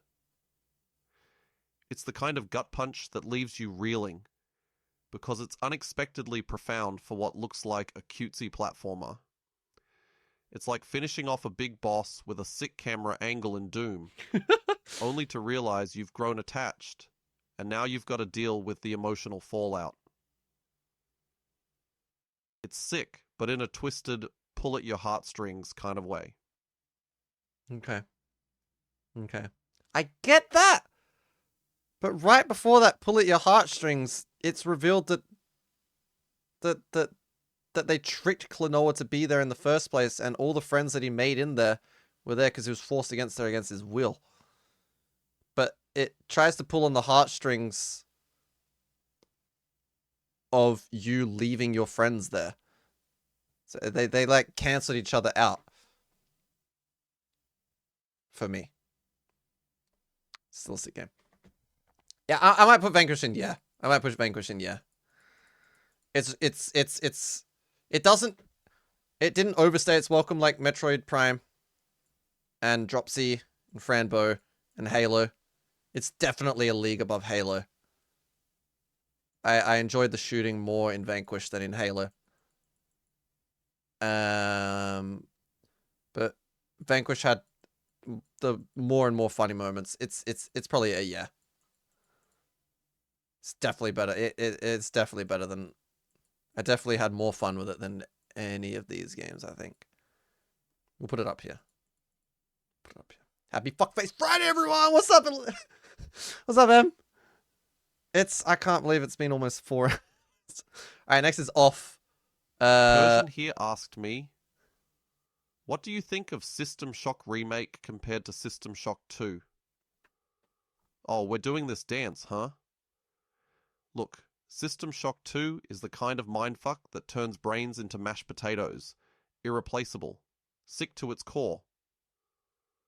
A remake's like slapping a fresh coat of paint on a haunted house. Might look pretty, but the ghosts of perfection are still rattling the bones of that old gem. Let's not pretend new means better. Just wait until they screw up Shodan's voice and make me yearn for the days of dial-up modems and that real fear pissing down my leg. Ah, good luck topping that audible clonk.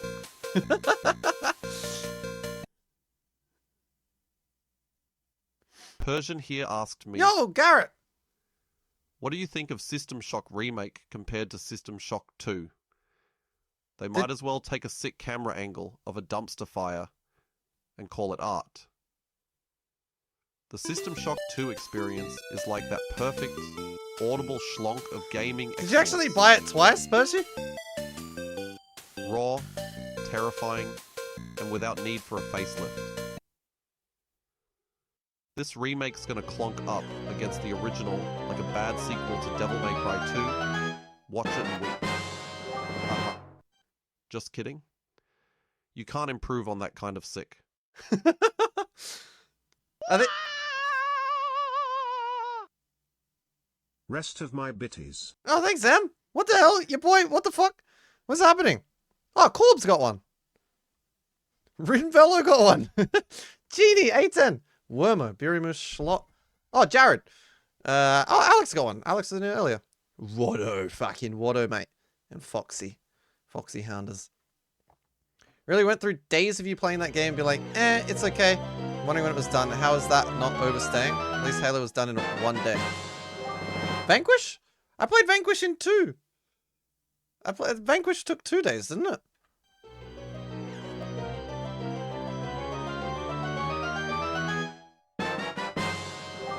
Yeah, no, I'm so between... It's between yeah and alright.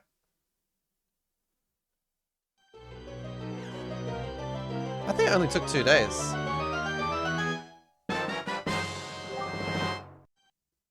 I don't know, I'm so torn. It did give funny moments. I guess Halo gave funny moments, so that was because it was co-op. I'm trying to remove the co-op aspect out of Halo.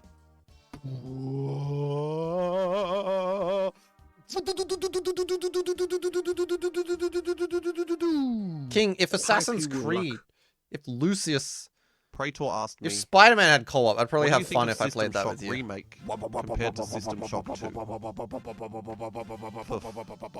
Comparing the System Shock Remake to System Shock 2? Right, you're a fucking That's dickhead. like saying the TurboGrafx 16 had any real competition. Delusional. They can spruce it up all they want, Give me but cute it's like putting emotes. lipstick on a zombified mutt.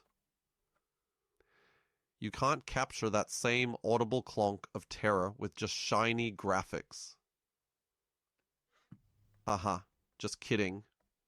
No, seriously, they're gonna muck it up. Watch. See, every time it got asked that question, Prater, you're a fucking dickhead. Every time it got asked that question, it thinks you're talking about remaking System Shock 2, not the System Shock 1 remake.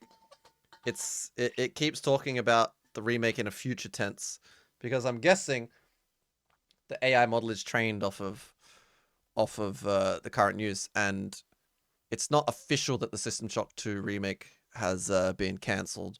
I don't think, but it's definitely been cancelled. Tencent fucked it up pretty much.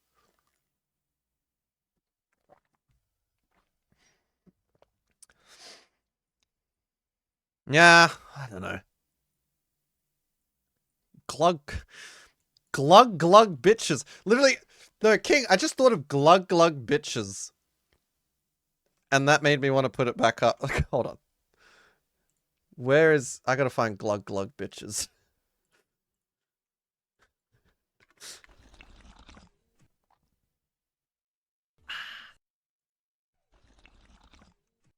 I'm so torn on this one. Here it is. Glug bitches. Glug bitches. Glug bitches.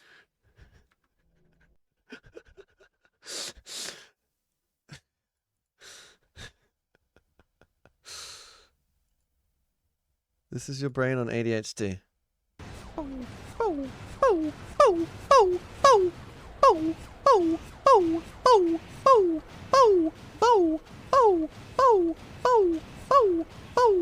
Okay.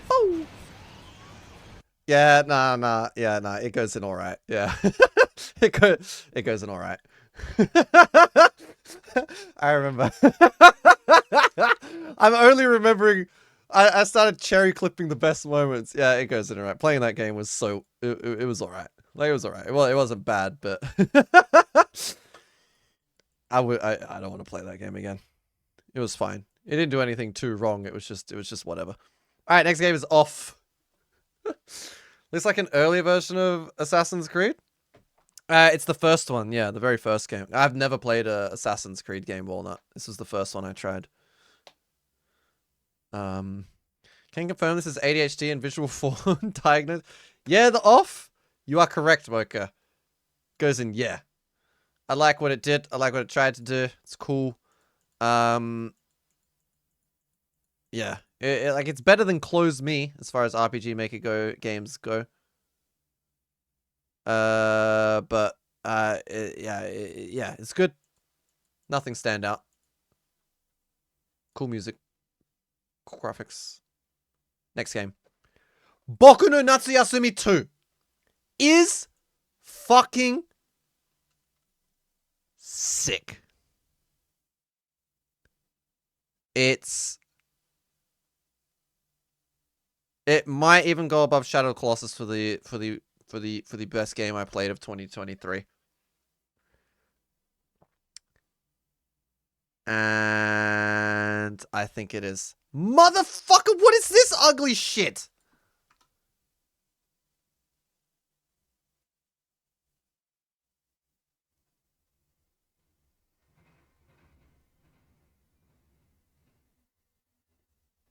What is this shit? Thank you everyone for the hype train. Thank you, your boy, especially. That was a lot. Garrett, thank you so much for the gifted subs to debuff and where else was there?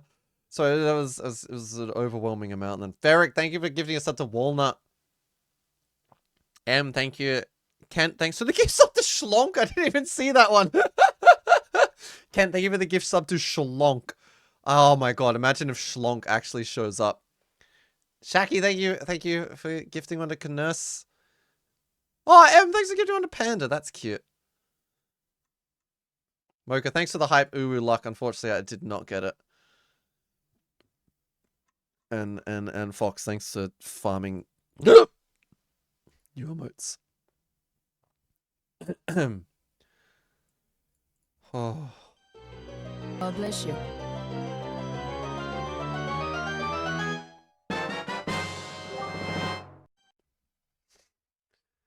That was a hiccup. Percy, thanks for the gift sub to Eat My Nuts. Fatelic, hey Fatelic as well. It's a bit random for the game of the year. Nah, yeah. Yeah, nah, Boku no Natsu Yasumi 2 is literally the summary of every positive point I said about every game, pretty much. It's Boku no Natsu Yasumi 2. It has it all in it. Boku no Natsu Yasumi 2 is a proper fucking masterpiece. It feels like this game was made for me to enjoy. I love this game with all my heart. I adore this fucking game. It's got the coolest camera angles. They nailed the environmental sounds in Boku no Natsu Yasumi. It's got the it's got everything that Dark Souls does well in it as well. That's like the best parts of Dark Souls. That's in Boku no Natsu Yasumi. It did it. It drops you in this world and you don't know why you're there, and it just lets you, like, especially Dark Souls 2. You can do whatever, like, the world is your oyster in a way that it doesn't explain how anything works to you. Which for me, that's my favorite part. That's been my favorite part of Dark Souls is it doesn't explain anything. It just tears that tutorial out of your hands.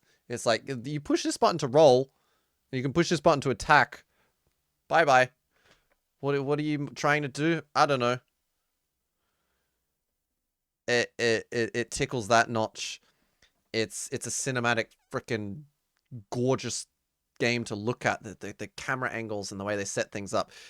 The if you love your hashtag chill, hashtag cozy games, Boku is the best of those that I've played. And I do like those games as well. Like a short hike or even long ones like Animal Crossing. I always get into every Animal Crossing when it releases.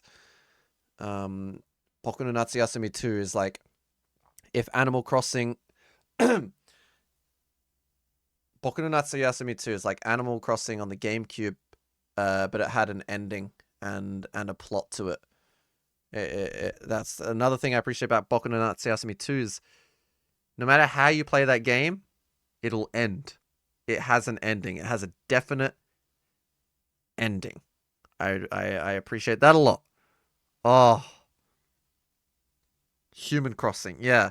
The human connections you make in that game, they feel so genuine. The game is made with like such heart. I haven't played Bully, actually. I haven't played Bully. I'd like to. I genuinely... I know it might look like a meme-y kind of game, but I genuinely just... I fucking adore Boku no Natsu Yasumi 2. Every single aspect that I played in that game. And there's parts that are like a bit weird, like the swimming. I don't fully understand. There's parts of the games that I didn't understand, but that's how the game is made to be enjoyed. You're not supposed to understand it all. And the game is, well, at least what I took out of the game is it's very meta in that sense with they don't tell you what to do or how to do it outright. Just in the way that a fucking 9-year-old boy doesn't know what to do or how to do in life. Like if you put a 9-year-old boy in the countryside who's grown up in the city with like estranged parents, he's not going to know what the fuck, how the fuck to enjoy country life. Just like we don't know. We don't know all the activities possible. I feel like that was a deliberate design choice. And I absolutely adore that aspect of it. Similar to Silent Hill 4 in that kind of regard. As well, where you don't know why you're in this world exactly or what's possible. It kind of hits that. It's oh. It is such a game. How did it end, by the way? I didn't see the ending. My ending, I got like the neutral good ending. We just went back to the city. In 2, you don't really get a flash forward of your future. We just went to the city. And we went back to the city, and as we're on the boat, we see what's his name's rocket fly up in the sky and stuff. The best ending of the game, Walnut. I forget characters' names now, but his rocket goes straight up to space. The guy that was trying to build a rocket goes straight up to space, and it like lands on the moon, and it has Boku's name on the rocket. Yeah, I don't know. Just such a good game. I'm gonna play either the first or I'll play the first game and probably the third game. I'll try to play them both this year, I reckon. Yeah, it's a fantastical ending. The best ending, yeah, which you have to do everything perfect to get is, but I just watched that on I watched the best ending on YouTube. But yeah, the real ending of the game, you just gather around a campfire with all your friends that you met. And you just say goodbye to them, and yeah, Boku's really upset that he's leaving all his newfound friends. Yeah, the one you organically get is definitely the best. I could gloat forever about Boku no Natsuyasumi 2. And I really think everyone should play that game. I'm gonna play them all. 2 is the only one available in English, so that's the one I would recommend you to play. But I'm going to play them all and see which one kind of does it best. We'll see. But yeah, 2 is really something special. It's like it's freezing cold here right now. I'm quite cold, but just thinking of Boku no Natsuyasumi is like it's like warming me. It's like warming me up. And it had this weird, like, mystery as well. It had mystery in it. Oh, such a cool. Oh, I love that game. Anyway. I'll shut up now. Or how Tim Rogers would feel if he went to the country. I hope Tim plays the others as well. I'd love to hear his take on... Oh, he did play 2, actually. Not 3 and 4, though. I got the bad ending in the first game, but in real life. Did you have a shitty summer vacation? Maybe you didn't fight enough beetles? I got so into the beetle fighting. I got so into the beetle fighting. Oh my god. I got so into the beetle fighting. Alright, next game is Omori. We all know Omori is a shit game. We'll just chuck it down here. We'll sandwich it between Assassin's Creed and Spider-Man because it's just such a shit game. I don't even want to waste my breath talking about it. Let's go into the next one. Kirby's Canvas Curse is fucking sick. I loved this game. I'm actually going to put it up in fucking sick. The level design in Kirby Canvas is so cool. So cool. And the gameplay is really cool. It's a really expensive game. I played it through an emulator with a mouse, and it made the game a lot harder. The game is like $200 or something to buy I might be able to find a cheaper Japanese copy somewhere, but I'd also need the DS and stuff. And I might try that to see what the game is like with full controls. Because I'd like to try the like challenging levels. It's just really hard to do on an emulator for me at least. Let's go back to Omori, because Omori is that was a joke between me and Mocha. Omori is sick. Omori is a sick game. It's really, really good. I don't think it quite hits that fucking sick level of the games up here for me. But it is straight up a sick game. The art style is like breathtaking at points. Like the especially like the character art and like in boss fights and stuff when it would flash up and action sequences and stuff. Mim Nop with the stinky fart cock. Did anyone hear that?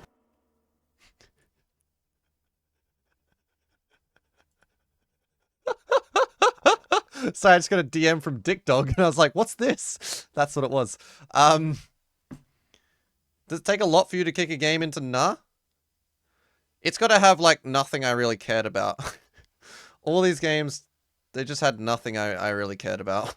Like they're just blasé. Like they're fine, probably. Like Spider-Man was fine. I just didn't care about anything. Actually, there's one thing I cared about Spider-Man. The tutorial for Spider-Man. Spider-Man had a really good tutorial. And I think that's why I didn't like Spider-Man as much as I did. Because literally the tutorial is the most fun part of the game. As opposed to Assassin's Creed, where the tutorial is the fucking worst part of the entire... Oh my god. The start of Assassin's Creed is probably the worst start of any game I've ever played. And then the Spider-Man tutorial is one of the very better tutorials that I've played. The way Spider-Man... Like I talked about, I like being dropped in a world where it doesn't tell you what to do so much. Like Boku no Natsuyasumi 2. Shadow of the Colossus kind of has a tutorial, but it's doesn't feel like one. And the Souls games don't really have a tutorial. Like I like that. I like when a tutorial is webbed into the gameplay really well. Spider-Man did that well. Assassin's Creed. Oh my fucking god. Oh my god. What the fuck was that fucking... You have to do 2 tutorials that teach you the same thing before you can even start the game of Assassin's Creed. Why did they do that? Like, you have this like tutorial that's like kind of built into the game. You have to like stab someone and then you got to like wiggle on a rope. And then you finish the tutorial and then you go into this complete white environment and you have to do the same tutorial again, but against like a fucking like tutorial punch dummy. What the fuck? Anyway, sorry, I got carried away there. What was I talking about? Oh, Omori. Art, sick. Music, sick. It's just a bit long, and I don't think the game needed to be as long to have the emotional impact in the story that it did. A long game isn't bad in and of itself,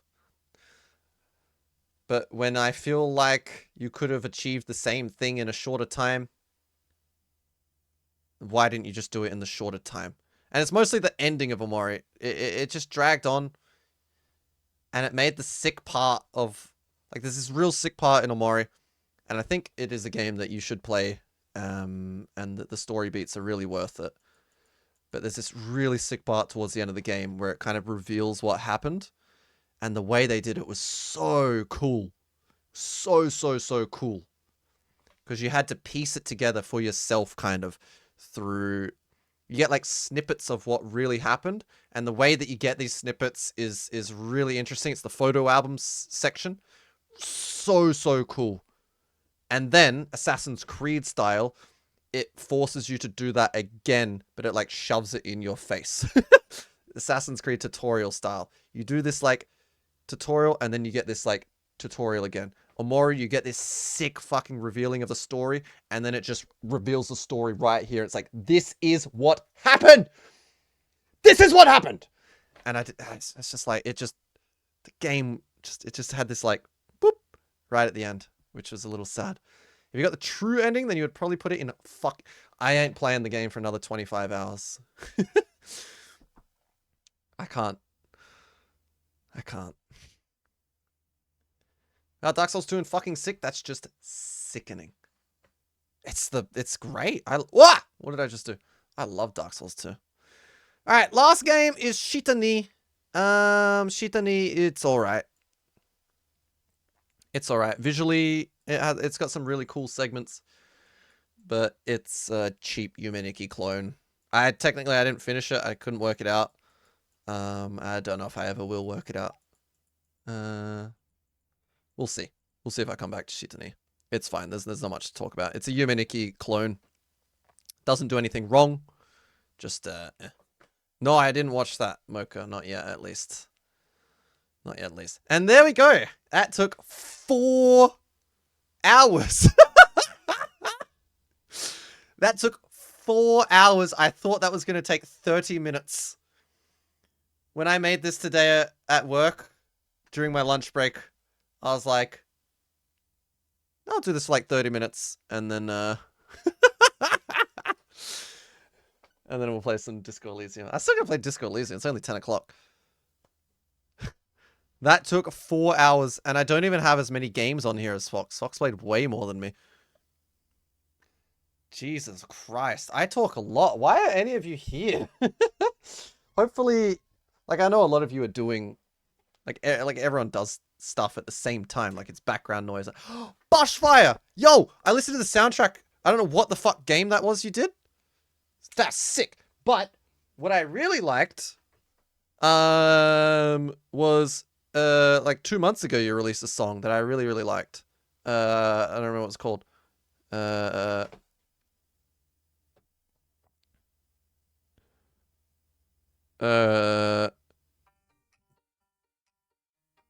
This one was sick.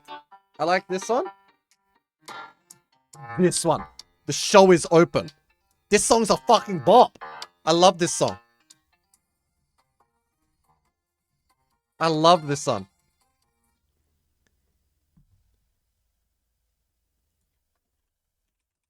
But yeah, I don't know why you're here. More like bop fire. Yeah, so Bushfire makes music, and he released this one in December, I think. And I listened to this a fair bit.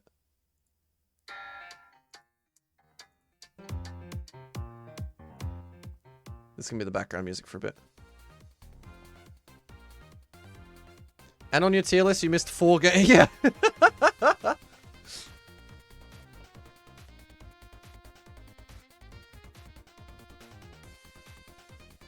Night Moon, thank you for making Corbs.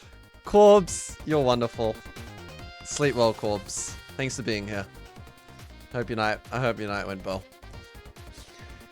62 games and 4 hours. That's 15.5 per hour. Wait, I spent 15 minutes on every game? No, that doesn't make sense. Oh, wait, 15 games per hour. Okay. No, I'm an idiot. Jesus, Josie, that was... Wow. Thanks for doing the math, you fucking nerd.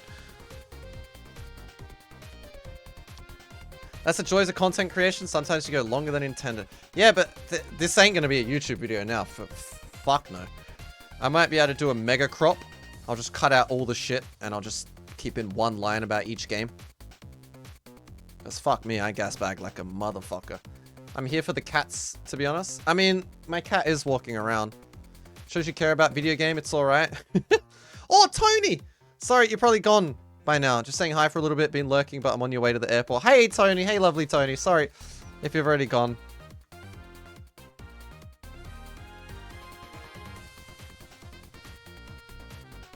You chat like Tiny? Oh, no. Okay, now. There's gas bagging, right? There's gas bagging. There's gas bagging. And then there's tiny fucking asparagus.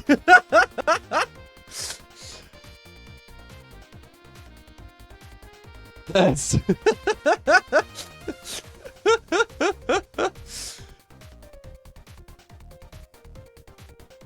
There's gas bag, there's petrol pump backpack, and then there's Tiny. Yeah. I love Tiny. I love Tiny. Cutting out things like raids would be 30 minutes at least. Yeah, I guess. I could trim it up. And I say the same thing a lot as well. Tiny Asparagus is also does that.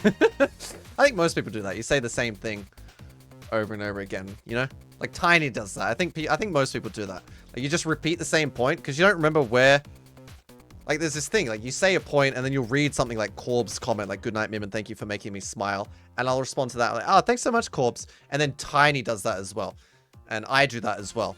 Is what we do is we'll repeat the same point, but we'll word it a little differently, and then someone might come in halfway through and it's like, "Oh, that someone, they weren't there for that." So, by the way, me and Tiny do this thing where we repeat points. Yeah, you really good at that? Repeating what you say?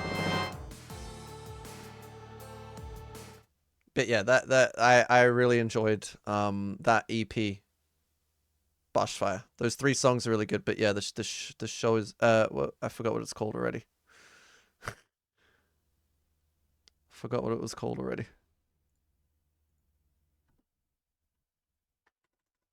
Bush. Fuck off, Mitzi. She just pushed the Windows key. Bush. Bush. Show is open. Sick. Sick, sick, sick. You guys doing a collab would be interesting. Me and Tiny? No shot. No shot. I don't think. I don't think she would trust me with that. You don't have so that's 0.03 seconds difference for each second. I love how she described herself cutting out all the in her Final Fantasy playthroughs and stuff. She has to cut out every CL, now that you've heard it, I expect to see a jump of about 30 listeners on Spotify. Yeah, everybody, you know I love Unpopular Thing. 134 monthly listeners. Hell yeah, this is my fucking jam, baby. This is my fucking jam. But yeah, thanks for releasing that. And then the current one, I listened to only once through. I'll probably listen to it again. But this was yeah, just last week. I like this. So it's a board game, you said. Cool. 551 on Last FM. How does that work? Oh, that would count like all the YouTube stuff and Apple Music and wherever else everyone listens to stuff on Bandcamp. This is only on Spotify. Yeah. Oh, duh. Yeah, duh, am. Duh, am. Remember, everyone, if you ever get popular famous, Mim will no longer like you. Yeah, just be careful. Be careful. All right? Careful. When Mocha finally makes an RPG Maker game, it better be just all right or yeah. You better not make a fucking sick game, Mocha, that gets pop. If you make the next Omori, friendship done. Snip, snip. How many Steam reviews did your fucking sick category have? The cumulative Steam reviews of all these games. Dap has like 200, I think. Joshua's Legs has about 40. Dejana has, I think, like 300-400. Quiet Man has about 2,000, but it's mostly negative. Cry of Fear has a lot. Dark Souls 2 has like 1 billion. And none of the others are on Steam, unfortunately. Once you make a popular game, snip, you get castrated by me. Exactly. Exactly. I did 618 stitches on your cardigan during this tier list. That was the right... No, you did the right tier there, Panda. Tears of fucking boredom. Demon Souls isn't on PC, luckily. So that counts as 0. I bet Spider-Man has more than every non-Dark Souls game combined. Yeah, thanks for listening. I gotta pee. And then I'm gonna eat some melon